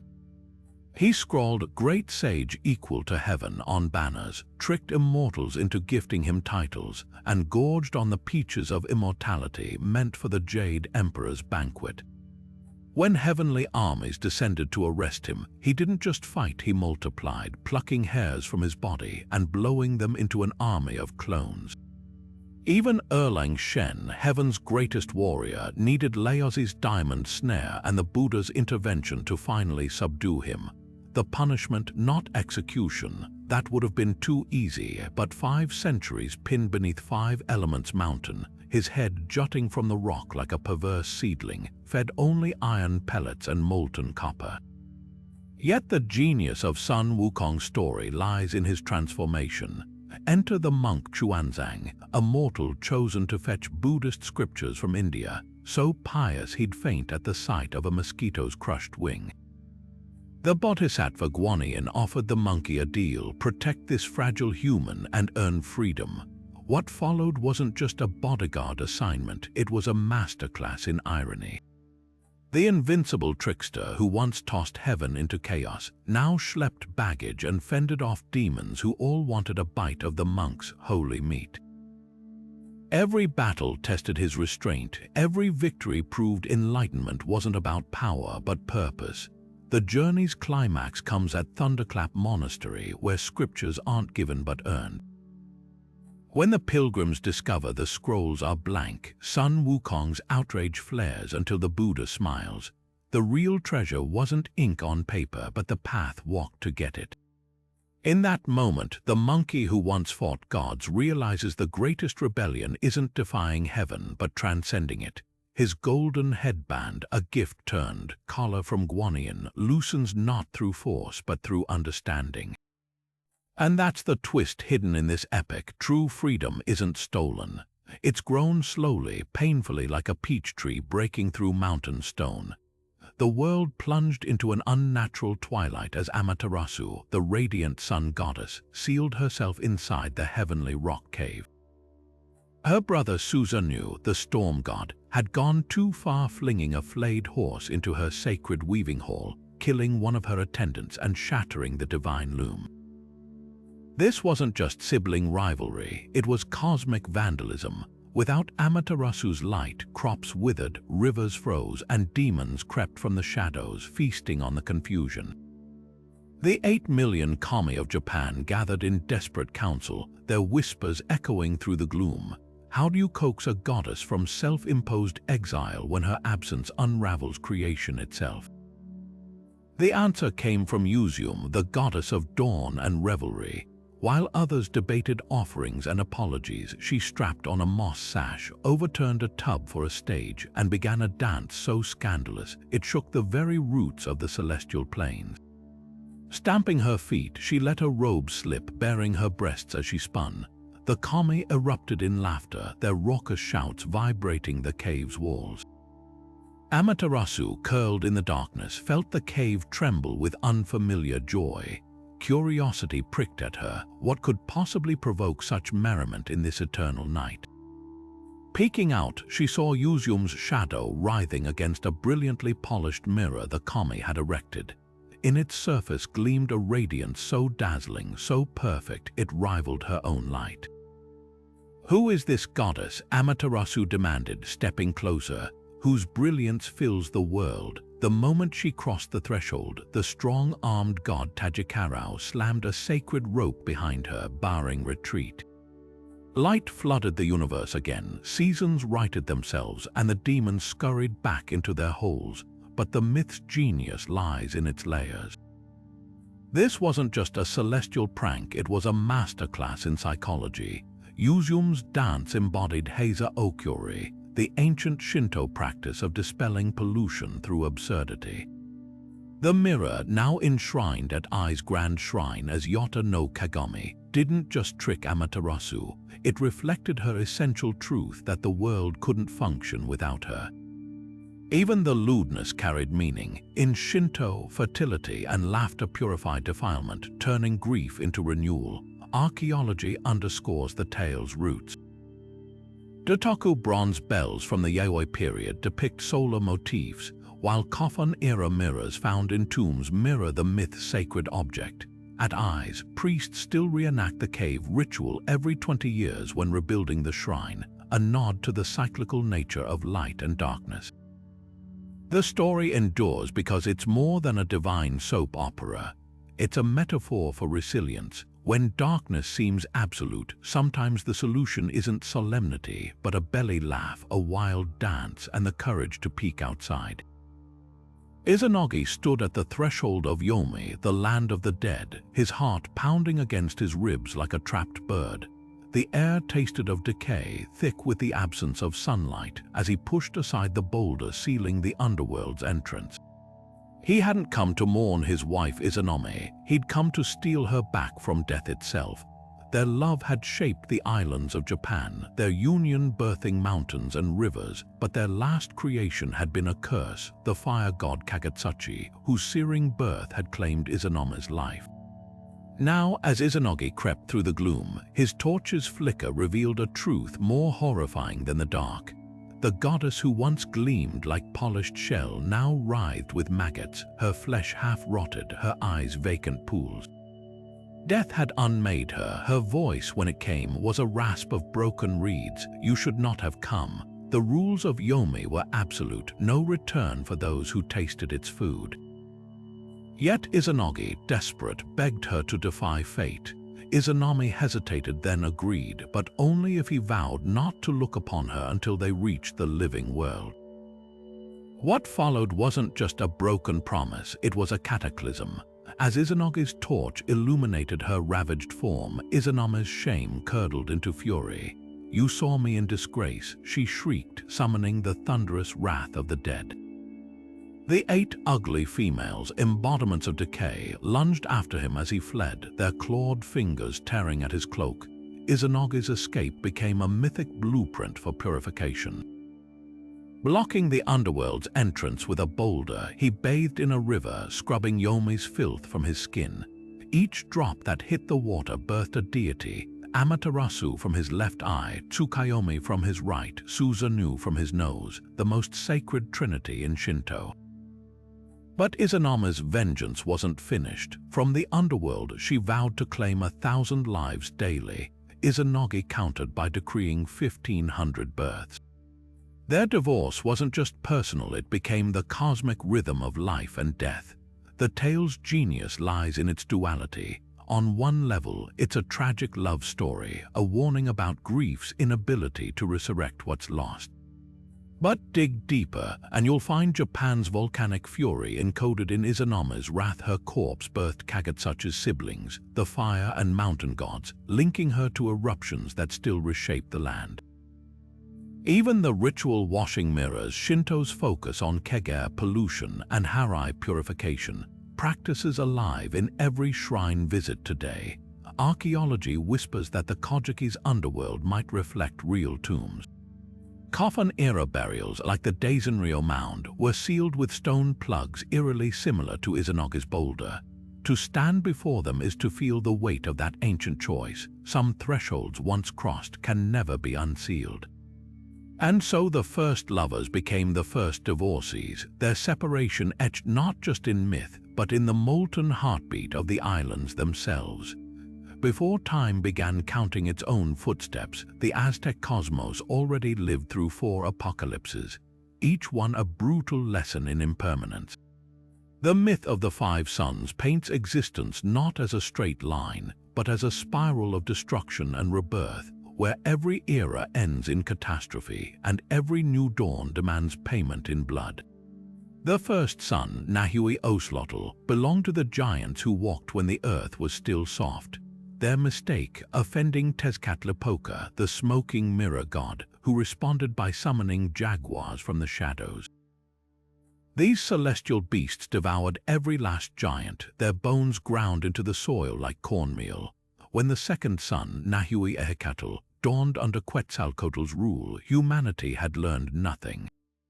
Arrogance festered again, and this time the wind god Ehecatl unleashed hurricanes so fierce, they peeled flesh from bone and scattered survivors as trees, their limbs rooting into the earth, their screams fossilizing into monkey chatter. Then came the third sun, Nahui Quiahuatl, an era of fire and volcanic fury. Tlaloc, the storm god, rained not water but molten rock until the living boiled in their own skins, their ashes hardening into butterflies. By the fourth sun, Nahui Atl, the gods had grown weary. Chalchutlecu, goddess of rivers, drowned the world in a flood so absolute the skies themselves wept fish. Yet the fifth sun, Nahui Olan, our current age, is the most precarious of all. According to legend, the gods gathered at Teotihuacan, shivering in the pre-dawn gloom, knowing the sun wouldn't rise without a sacrifice. 2 volunteered, the vain Tecusistecatl and humble Nanahuatzin, covered in boils. When the moment came, Tecusistecatl faltered at the brink of the divine bonfire, while Nanahuatzin leapt without hesitation, his flesh crackling into dawn's first light. The lesser gods followed, their blood fueling the sun's uncertain journey. This wasn't just creation, it was a celestial contract. The Aztecs believed the fifth sun would perish without constant nourishment. Human hearts ripped still beating from chests, their vitality feeding to Natia, the sun god. Templo Mayor's ruins whisper how seriously this covenant was taken. Archaeologists found over 20,000 skulls in the Huites, Ampantli, a rack stretching the length of a football field, each one proof of the desperate calculus that kept the world alive. The sun wasn't a metaphor, it was a starving god, his hunger measured in ratios of corn and blood. Spanish chroniclers recoiled at the scale of sacrifice, but missed the myth's deeper truth. In a universe where even gods die, survival isn't a right. It's a negotiation. Modern Mexico City still trembles on this fault line built atop Tenochtitlan's bones, where every earthquake feels like the jaguar's return. What chills most isn't the violence, but the intimacy of the bargain. The fifth sun's name, Olin, means movement, a nod to its instability. Every sunrise is a reprieve, every sunset a potential end. The Aztecs didn't fear apocalypse, they expected it, rehearsed it in their art, their calendars, their poetry. Unlike Ragnarok's finality, their myth offers a loophole. If the gods could be fed enough courage, perhaps the next cataclysm would be someone else's problem. That tension between dread and determination still pulses under modern streets, where subway tunnels cut through layers of forgotten suns. The genius of this cosmology lies in its honesty. Where other cultures promised eternal stability, the Aztecs acknowledged the truth written in volcanoes and drought. Everything ends. But here's the twist: their world didn't collapse from Spanish guns. It transformed. Today, the fifth sun still rises, not because hearts are torn out on pyramids, but because the myth adapted. The sun god's hunger persists not for blood, but for stories, for the stubborn human refusal to stop rewriting the ending. When the Spanish conquistadors marched into Tenochtitlan in 1519, they were met not with spears, but with awestruck whispers. Emperor Moctezuma II allegedly mistook Hernan Cortés for the returning god Quetzalcoatl, a tragic misunderstanding that supposedly enabled the Aztec Empire's fall. But this version of history, repeated in textbooks for centuries, crumbles under scrutiny. The real story of Quetzalcoatl's exile is far more complex, weaving together cosmic betrayal, divine sacrifice, and a promise that still echoes in Mexican folklore today. Long before Cortés's ships appeared on the horizon, Quetzalcoatl, the feathered serpent god of wind and wisdom, ruled the legendary city of Tolan as a priest-king. Unlike the bloodthirsty Tezcatlipoca, his shadowy rival, Quetzalcoatl opposed human sacrifice, teaching instead the sacred arts of agriculture, astronomy, and jade carving. His reign symbolized an era of abundance where cotton grew in rainbow hues without needing dye. But Tolan's golden age couldn't last. Tezcatlipoca, embodiment of chaos, engineered Quetzalcoatl's downfall through psychological warfare. He disguised himself as an elderly doctor and offered the grieving king a remedy for his sorrows, a pulque alcoholic brew laced with hallucinogens. Drunk and disgraced, Quetzalcoatl broke his own celibacy vows with a priestess, then fled the city in shame as Tezcatlipoca's followers mocked him with mirrors showing his haggard face.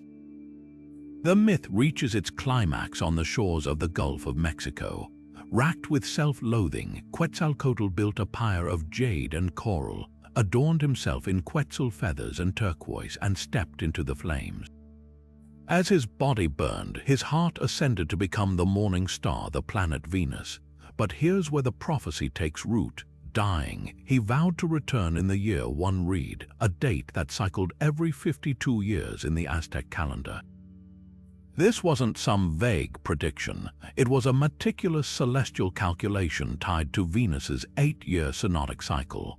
When Cortés landed in 1 Reed 1519, the coincidence seemed horrifically perfect, especially since Quetzalcoatl was often depicted as pale-skinned and bearded in Aztec codices. Yet recent scholarship dismantles this narrative. The Florentine Codex, compiled by Spanish friars decades after the conquest, is the sole source for Moctezuma's supposed confusion, likely fabricated to justify colonial rule as divine inevitability. Aztec poets actually portrayed Quetzalcoatl's return as a dawn of renewal, not conquest. In the Cantares Mexicanos, his coming would herald the end of human sacrifice, not enable foreign domination. The feathered serpent's true legacy lies in his self-destruction as an act of atonement, his ashes seeding future hope. Modern Mexico still grapples with this duality. In Chichen Itza's ruins, the Temple of Kukulkan, the Maya version of Quetzalcoatl, stages a light and shadow serpent that slithers down the steps during equinoxes, a celestial reminder that gods don't die, they transform. Meanwhile, Zapatista rebels invoke Quetzalcoatl's anti-authoritarian spirit, proving that exile stories, when told truthfully, never really end. They coil like serpents, waiting to shed their skin and begin again. The court echoed with the hollow thud of rubber on stone as the hero twins, Hunahpu and Xbalanque, faced off against the grinning skulls of Xibalba's underworld lords. This wasn't just a game, it was a cosmic rematch, a chance to avenge their father's severed head, which now hung lifeless on the ballcourt wall like a grisly trophy. The Popol Vuh, the sacred text of the Kayich Maya, doesn't just describe a sporting event. It unfolds as a high-stakes chess match between life and death, where every bounce of the ball carries the weight of destiny. The twins' journey began with their father, Hunahpu, and uncle, Vucub Hunahpu, lured to Xibalba by the Lord's challenge, tricked into sitting on a burning bench and sacrificed in a rigged ball game. Hunahpu's head was placed in a calabash tree as a warning. But the tree bore unexpected fruit, literally. When the underworld Princess Xquick approached, the skull spat into her palm, impregnating her with the twins. From their birth, Hunahpu and Xbalanque carried vengeance in their blood, their very names signaling their roles, one blowgunner and little jaguar son. Their path to Xibalba was paved with trials designed to break them. The Lord sent them to the House of Gloom, the House of Knives, the House of Cold, each a death trap cloaked in hospitality. In the House of Bats, Hunahpu lost his head to the razor-winged Camazots, only for Xbalanque to improvise a replacement from a squash, foreshadowing humanity's creation from maize. But the twins' greatest weapon wasn't strength, it was cunning. They pretended to die in the fiery House of Lava, then resurrected, earning the Lord's terrified fascination.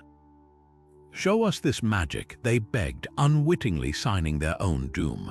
The final ball game wasn't played for points but for survival. The twins let the lords win, sacrificing themselves, only to rise again as traveling performers who could kill and restore each other nightly. When the Xibalban rulers demanded to experience this power themselves, the twins obliged but omitted the resurrection. Their father's skull, restored to his body, became whole again, while the underworld crumbled into eternal subjugation. The myth's brilliance lies in its reversals. The ball game, a symbol of Maya cosmology's cycles, becomes a tool of justice. The twins outwit death not through force but through theatricality, turning the Lord's love of spectacle against them. Even the rubber ball, bouncing unpredictably, mirrors the chaos of creation itself.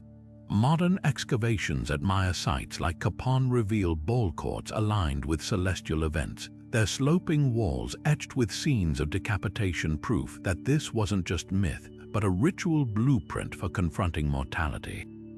The hero twins didn't just win a game, they rewrote the rules of the universe.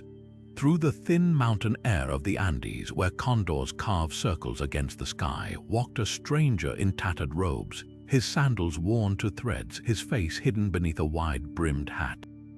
This was no ordinary beggar. This was Viracocha, the creator god of the Inca, traveling incognito to test the hearts of those he had shaped from stone and clay. His journey wasn't just a myth, it was a masterclass in humility, a parable about power disguised as powerlessness, and a warning etched into the very stones of the empire he helped build. Viracocha's origin story begins not with light or sound, but with silence. Emerging from the depths of Lake Titicaca, he summoned the first beings from the earth itself, carving them from boulders with a touch that pulsed with celestial energy. These primordial giants, however, grew arrogant, forgetting their creator's grace. Viracocha's solution was as ruthless as it was poetic. A great flood swept them away, leaving only scattered stones as grim reminders of their hubris. His second attempt at creation was more measured, humans molded from clay, their lungs filled not just with breath but with reverence. But here's where the myth takes an unexpected turn. Instead of ruling as a distant deity, Viracocha chose to walk among his creations as a weathered wanderer. Disguised as an old man with a staff, he traversed the Andes, begging for food and shelter. Villages that showed him kindness were blessed with fertile fields and thriving herds. Those that mocked or turned him away, their crops withered overnight, their springs ran dry, and their paths crumbled into landslides. This wasn't divine punishment, it was a lesson. By appearing as the most vulnerable, Viracocha revealed the true measure of a society, how it treats those who have nothing to offer. The climax of his journey came at the coastal temple of Cacha. When warriors attacked him for his insolence, a beggar daring to approach their sacred site, Viracocha simply knelt and stretched his hands toward the horizon. Fire rained from the sky, melting the very stones around them until the aggressors fell to their knees in terror. Only then did he reveal his true form, his rags dissolving into a cloak of starlight, his staff blazing like a comet. But instead of vengeance, he offered redemption. With a gesture, he cooled the molten rock, leaving behind a new shrine, one that still stands as a testament to mercy forged in fire. Yet the most haunting detail comes at the end. Before vanishing into the Western Sea, Viracocha whispered a prophecy. He would return in times of chaos when the world teetered on the brink of collapse. The Inca, ever watchful, recorded this promise in their quippers, the knotted strings that held their history. When Spanish conquistadors arrived on horseback centuries later, their pale skin and bearded faces eerily matching descriptions of the wandering god, Emperor Atahualpa hesitated. Was this invasion or divine return? The tragic irony, of course, is that Viracocha's prophecy was meant to test them one final time, to see if they'd recognize wisdom in an unfamiliar form. Archaeology adds weight to the myth. The Inca built highways tracing Viracocha's supposed route, with way stations marking where he performed miracles. Temples like Rakchai, with its towering walls and sunken courtyards, were dedicated to his dual nature, both king and beggar, destroyer and nurturer. Even today, Quechua elders speak of a figure called Tunupa, a Viracocha-like wanderer who still roams the highlands. His footsteps a reminder that gods walk among us, and judgment often wears the face of a stranger. What makes this story timeless isn't just its drama, but its uncomfortable question. How many times have we turned away the divine because it came dressed in rags instead of radiance? Viracocha's greatest lesson wasn't in his miracles, but in his scars, proof that true power doesn't always announce itself with thunder. Sometimes it knocks softly, waiting to see if we'll open the door.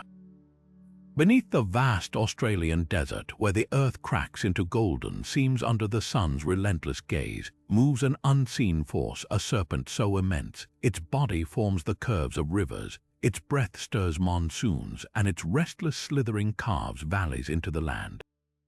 This is the rainbow serpent, known to the Aboriginal peoples as Gorialla, Wajil, or Ungud, a creator being whose travels didn't just shape the earth but wove the very fabric of existence. According to Dreamtime lore, the serpent emerged from the featureless void, its coils pressing down to form creek beds, its scales shedding to become the glittering minerals in the soil. Where it paused to rest, waterholes bubbled up. Where it fought with other ancestral beings, mountain ranges erupted in their struggle. But here's the twist: this isn't just a myth about landscapes. It's a living map, a geological ledger etched into stories passed down for 60,000 years, stories so precise they guided generations across thousands of miles without a single written word. Enter the songlines, the Aboriginal world's most sophisticated navigation system, disguised as oral tradition. Imagine walking through the outback, every rock, tree, and dune pulsing with memory. An elder sings the rainbow serpent's path, and suddenly the land isn't just terrain, it's a lyric. The melody's rhythm matches the cadence of footsteps needed to cross a stretch of desert. The verses note the location of hidden springs. In Arnhem Land, the Yolngu people sing Jankawu, a creation saga that doubles as a topographic guide, marking freshwater sources and edible plants. The serpent's body isn't metaphor, it's cartography. A jagged cliff isn't just rock, it's the tooth Gorialla left behind in a battle with the Uwale's eagle spirit. These stories aren't told, they're performed, with each step, gesture, and note anchoring knowledge to place. But the genius of the songlines goes beyond survival. There are also legal texts encoding moral law into the land itself. When the Pitjantjatjara sing of the Kunia, a Python ancestor who avenged her nephew's death at Uluru, the tale isn't just about vengeance, it's a lesson in kinship obligations, justice, and the consequences of breaking taboos. The cliffs of Uluru still bear the scars of that ancient encounter, with grooves said to be the python's tracks. To read the land is to understand reciprocity, respect, and the delicate balance between humans and nature. European settlers, blind to this interconnectedness, saw only empty desert. But Aboriginal elders knew, the land remembers. A misplaced mining operation or highway isn't just development, it's a violation of the serpent's body, a tear in the songline's sacred verse.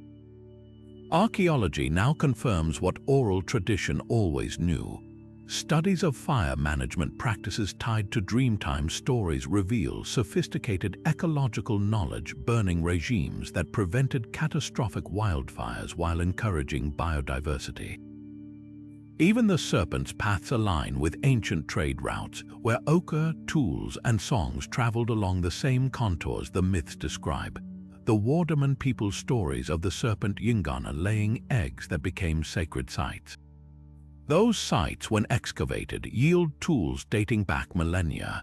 Yet the true power of these stories lies in their resilience. When colonial governments banned Aboriginal languages and ceremonies, the songlines went underground, whispered in coded phrases, painted in dot art that hid sacred sites from profane eyes. Today, elders like Juwalpi Marika of the Yolngu work with cartographers to overlay songlines onto Western maps, proving their accuracy mile after mile.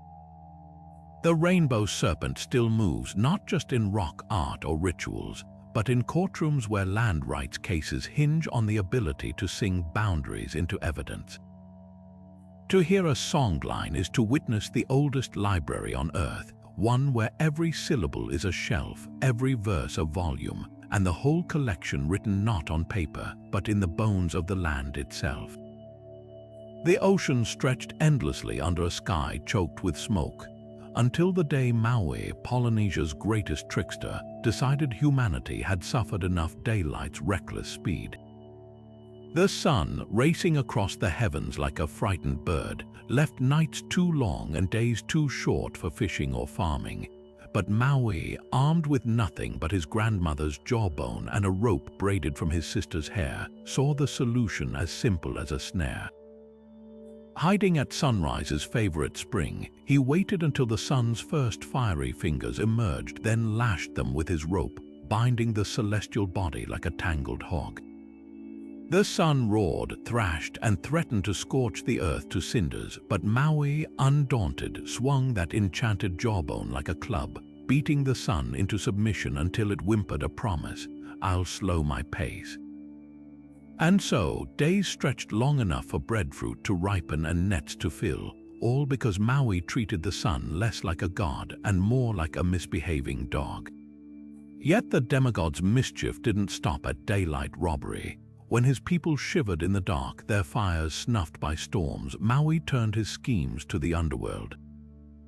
The secret of flame, he learned, lay guarded by Mahuka, the fire goddess whose fingernails blazed like torches. Disguising himself as a frail old man, Maui begged her for warmth, just a single spark to light his way. Touched by pity, Mahuka peeled off a fingernail and handed it over. But Maui, ever the opportunist, accidentally dropped it into a stream, then begged for another. Again and again, he repeated the trick until Mahuika, realizing she'd gifted away 9 nails, erupted in fury. She flung her last burning digit at him, setting the world ablaze. Maui, laughing as he fled, transformed into a hawk and dove into the sea, leaving the forests to burn, but from their ashes, humans salvaged the first fire sticks, learning to kindle flames themselves. His greatest gamble, though, wasn't against the sun or fire, but death itself. Maui's final trick was born of love, or perhaps sheer audacity. Watching his mortal friends wither and die, he resolved to crush the goddess Hind Nui Te Po, whose obsidian teeth chewed souls into the afterlife. The plan: sneak into her sleeping belly and carve immortality from her heart.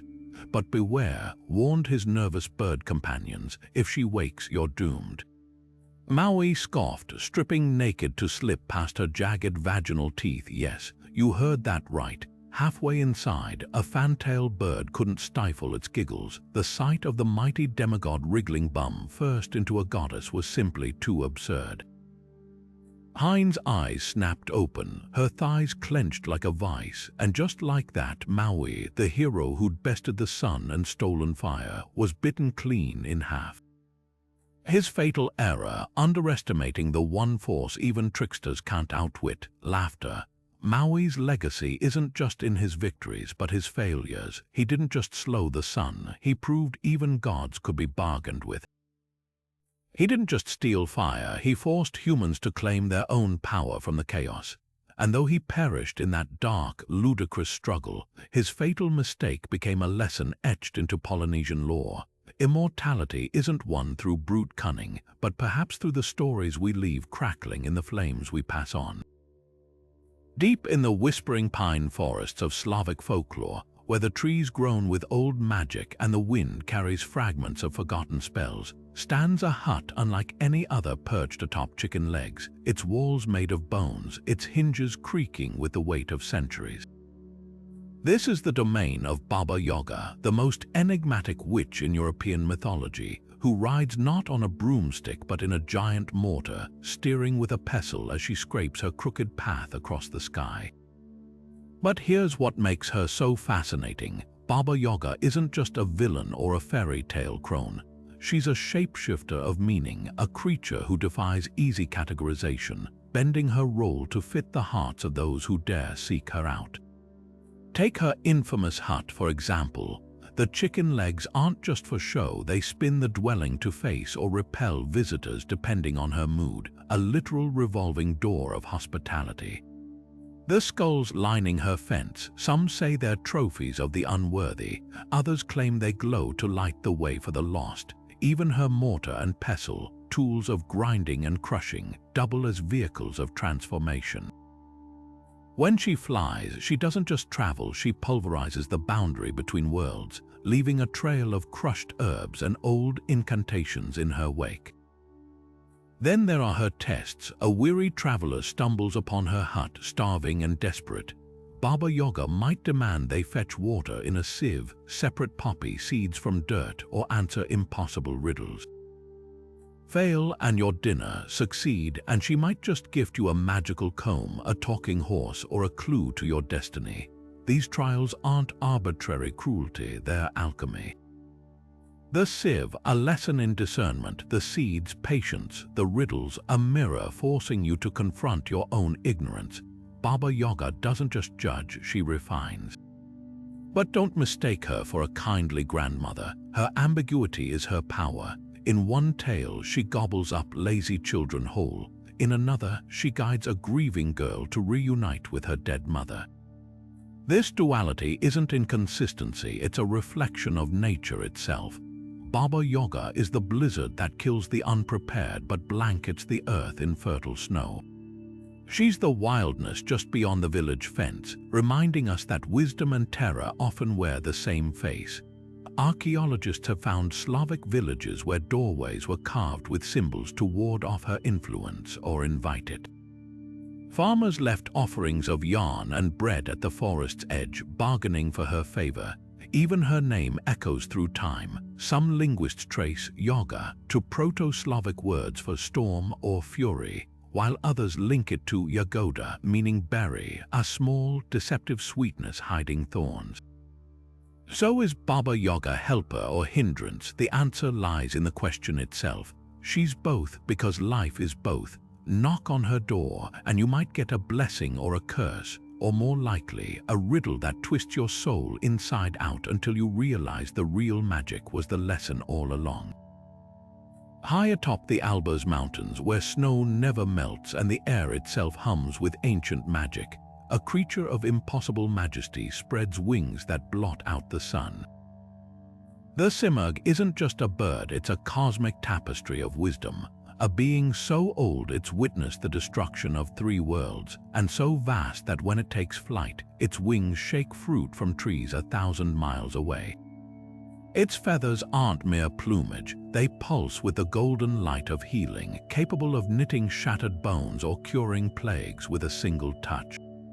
But here's what makes the Simurgh extraordinary. It doesn't dwell in distant heavens. It chooses to intervene, stitching itself into the fate of heroes, most famously in the Persian epic Shahnameh, where it becomes the unlikely savior of a child abandoned to die. The story begins with darkness. Zal, born with hair as white as moonlight and skin pale as bleached bone, is cast into the wilderness by his own father, King Sam, who mistakes his son's otherworldly appearance for a demon's curse. Left on a mountainside, the infant's cries should have been swallowed by wolves until the Simurgh hears. Descending like a storm of feathers, it carries Zal to its nest, not as a meal but as a ward. For years, the bird nurtures him, teaching him the language of stars and the secrets whispered by wind through canyon cracks. When Zal's father, racked with guilt, returns to reclaim his son, the Simurgh doesn't cling possessively. Instead, it gifts Zal a single golden feather, saying, "Burn this when death's shadow looms and I will come." This isn't just a promise, it's a covenant between mortal and divine, a thread of grace that will later save Zal's wife and son in their darkest hours. But the Simurgh's role transcends mere rescue. In Persian mysticism, it symbolizes Faray, the God-given glory that legitimizes kings, yet it bestows this not through bloodline but through earned wisdom. The bird's nest, woven from rare spices and precious metals, becomes a metaphor for the soul's refinement through trial. Like the Simurgh, which must set its own nest ablaze every few centuries to be reborn from the ashes, heroes too must endure purification by fire. The parallel to the phoenix is clear, yet the Simurgh is no solitary symbol of resurrection. It's a mentor, a bridge between earthly struggle and celestial order. Modern scholars trace its origins to the Zoroastrian Sina, a falcon so mighty its wings churn the cosmic ocean, separating fresh water from salt, a creation myth mirroring its role as a divider of fates. Even the word Simurgh whispers duality, Si meaning 30 and Murg meaning bird, suggesting a creature embodying the wisdom of 30 lifetimes. Today, its legacy soars beyond text. In Iranian hospitals, the Simurgh's image adorns pediatric wards, a silent plea for its healing touch. And when the astronaut Anousheh Ansari carried a copy of the Shahnameh to space, she wasn't just honoring poetry. She was acknowledging that even in the void, we still long for wings to carry us home. The genius of the Simurgh lies in its paradox, a being of ultimate power that chooses nurture over dominion, and a force of nature that insists against all odds on kindness. It doesn't just save Zal, it redefines what it means to be chosen, not by blood, not by battle, but by the simple, radical act of being seen. And in a world quick to discard the different, that might be the most magical feather in its wings. There comes a moment in every myth where even gods must face the consequences of their own hunger, and no deity learned this harder than Inanna, the Sumerian queen of heaven. Her descent into the underworld wasn't just a journey, it was a meticulously orchestrated unraveling, a divine ego checked by the relentless machinery of death. Dressed in her finest lapis lazuli jewelry and the 7 sacred divine decrees that granted her authority over love, war, and fertility, she approached the gates of Kur, the land of no return, with the confidence of a ruler who'd never known refusal. But her sister Ereshkigal, queen of the dead, wasn't swayed by earthly grandeur. Behind each of the 7 gates leading to her throne, Inanna was stripped, not just of her scepter and crown, but of the very identities that defined her. By the final gate, she stood naked, humiliated, reduced to a corpse hung on a hook like butchered meat. This wasn't mere punishment, it was cosmic law. Inanna's mistake wasn't ambition, it was disregarding the balance between above and below. The underworld didn't operate on the same rules as her sunlit temples. Ereshkigal's realm demanded reciprocity. To enter, one had to surrender everything. Yet here's where the myth twists. Inanna, ever the strategist, had planted a contingency plan. Before descending, she ordered her minister Ninshubur to rally the gods if she didn't return. When 3 days and nights passed without word, Ninshubur did exactly that, pleading first to Enlil and Nanna, who coldly replied she chose this fate. Only Enki, the god of wisdom, took pity. From the dirt under his fingernails, he crafted 2 sexless beings, Kurgara and Galata, and armed them with the most potent weapons in any myth, silence and empathy. Sent to Ereshkigal's throne, they found her twisted in agony, moaning, "I am sick of heart, sick of body." Instead of bargaining or threats, they mirrored her pain, whispering, "You suffer. We suffer with you." This simple act of acknowledgement unlocked what no force could: Ereshkigal's gratitude. She offered them a gift, and they chose the corpse of Inanna. Sprinkling her with the food and water of life, they resurrected her, but the underworld's laws couldn't be cheated. For Inanna to leave, someone had to take her place.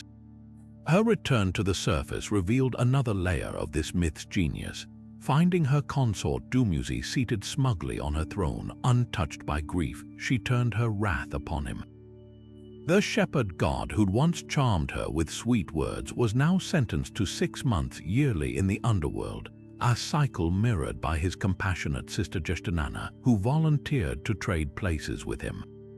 Thus, the myth doesn't just explain seasons, it humanizes them. Dumuzi's death isn't a tragedy but a reckoning. Even gods must learn accountability. Archaeology lends this story weight. Cuneiform tablets from Ur-detail rituals where priests reenacted Inanna's descent, stripping and reclothing statues to symbolize renewal. The me she carried weren't abstract concepts, they were physical objects, lost and regained, much like her power.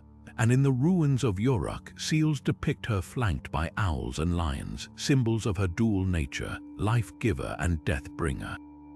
Inanna's tale endures because it refuses easy morals. It's not about virtue rewarded, but hubris dismantled. Her resurrection wasn't a triumph, it was a compromise, proof that even divinity has limits.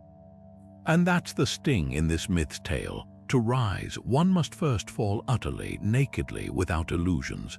Fire and darkness collide in a battle older than time itself, where the fate of every soul, living and dead, hinges on a single prophesied champion. In Zoroastrian belief, the world isn't destined to fade into oblivion, but to erupt in one final, cataclysmic reckoning between creation's light and the void's endless hunger. At the center of this cosmic war stands the Saoshyant, the one who brings benefit, a messiah born from the lineage of Zarathustra himself, whose coming will signal the end of history's long, bloody arc. But this isn't just a lone hero's journey, it's the culmination of a divine blueprint woven into the fabric of existence, where even the dead will rise to bear witness. The prophecies whisper that the Saoshyant will emerge when the world teeters on the brink of collapse, when the destructive spirit Ahriman's lies have poisoned the minds of mortals and the earth groans under the weight of decay. Born from a virgin who bathes in a lake where Zarathustra's preserved seed has rested for millennia, the Saoshyant won't arrive with fanfare but with the quiet certainty of a sunrise. His first act to awaken the faithful, not with sermons but with a thunderous cry that shatters the illusion of despair.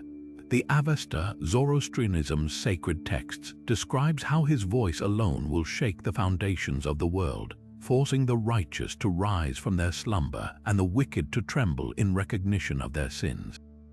What follows isn't just a battle, it's a trial by fire. The Saoshyant leads the forces of Ahura Mazda, the god of light, in a final confrontation against Ahriman's legions of deceit. Mountains will melt like wax, rivers will boil, and the very sky will split as the two primal forces clash. But here's the twist: this war isn't fought with swords alone. The Saoshyant's weapon is truth, a celestial metal forged from the purified souls of the just, capable of severing lies from reality.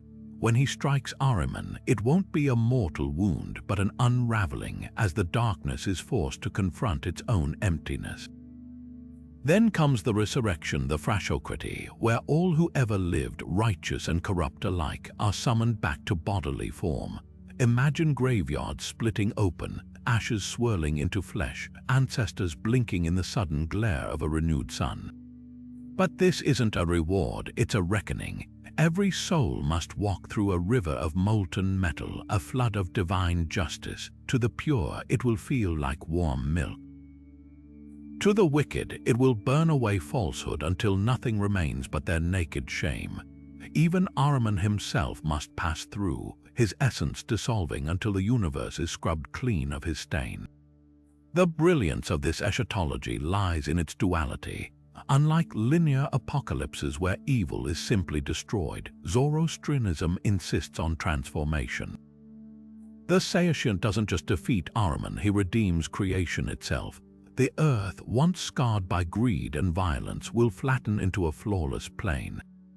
The stars, now tarnished by time, will shine with their original radiance, and humanity, finally freed from the cycle of suffering, will feast on ambrosia at a table stretching across eternity.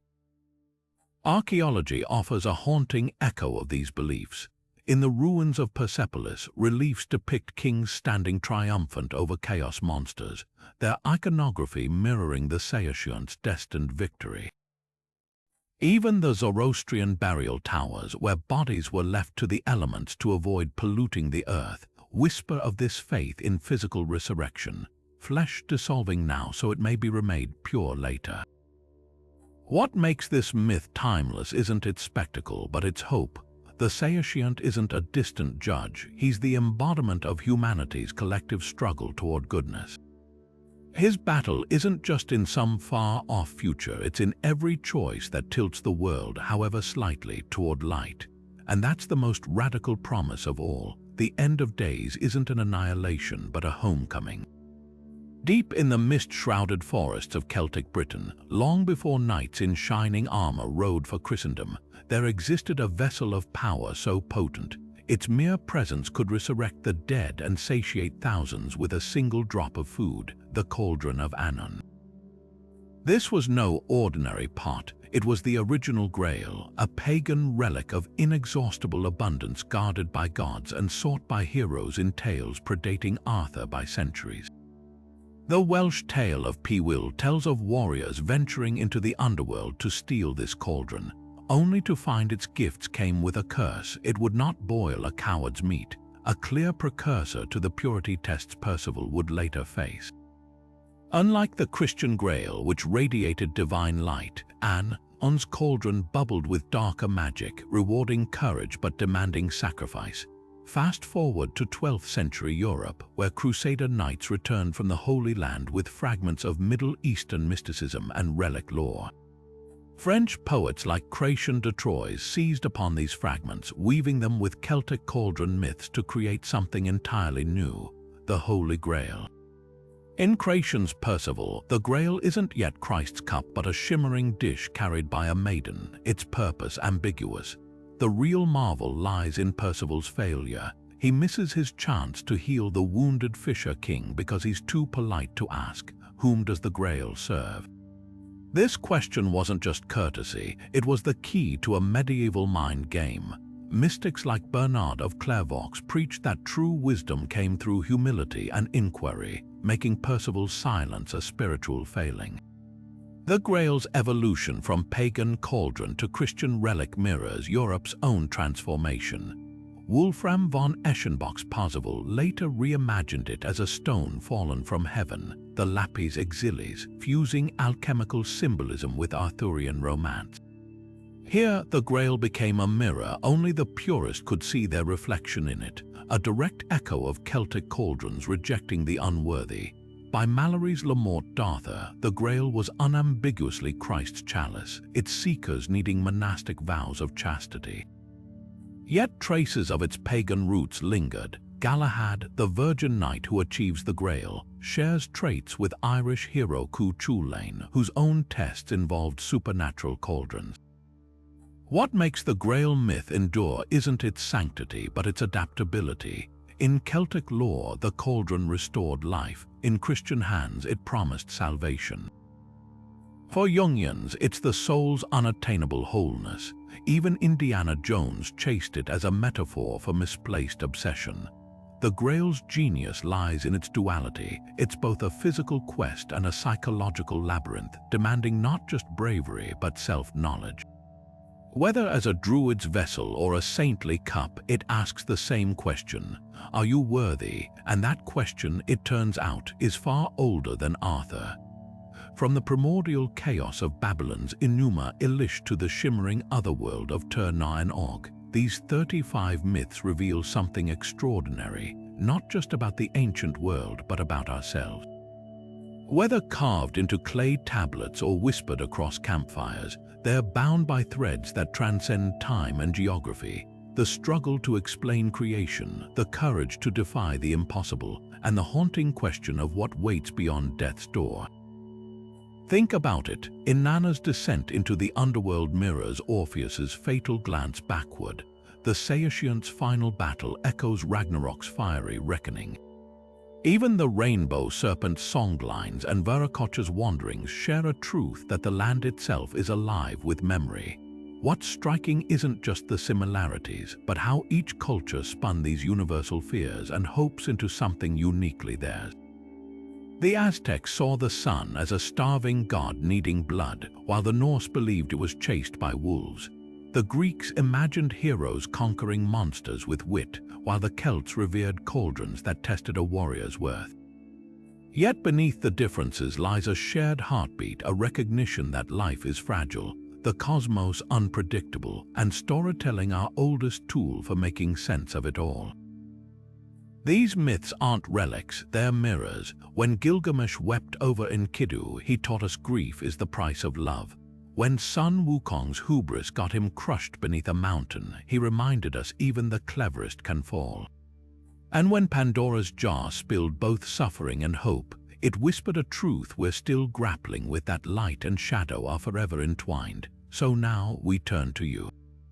Which legend lingers in your imagination? Is it the tragic devotion of Hanuman, the chilling riddles of Baba Yaga, or perhaps Maui's audacious theft of fire?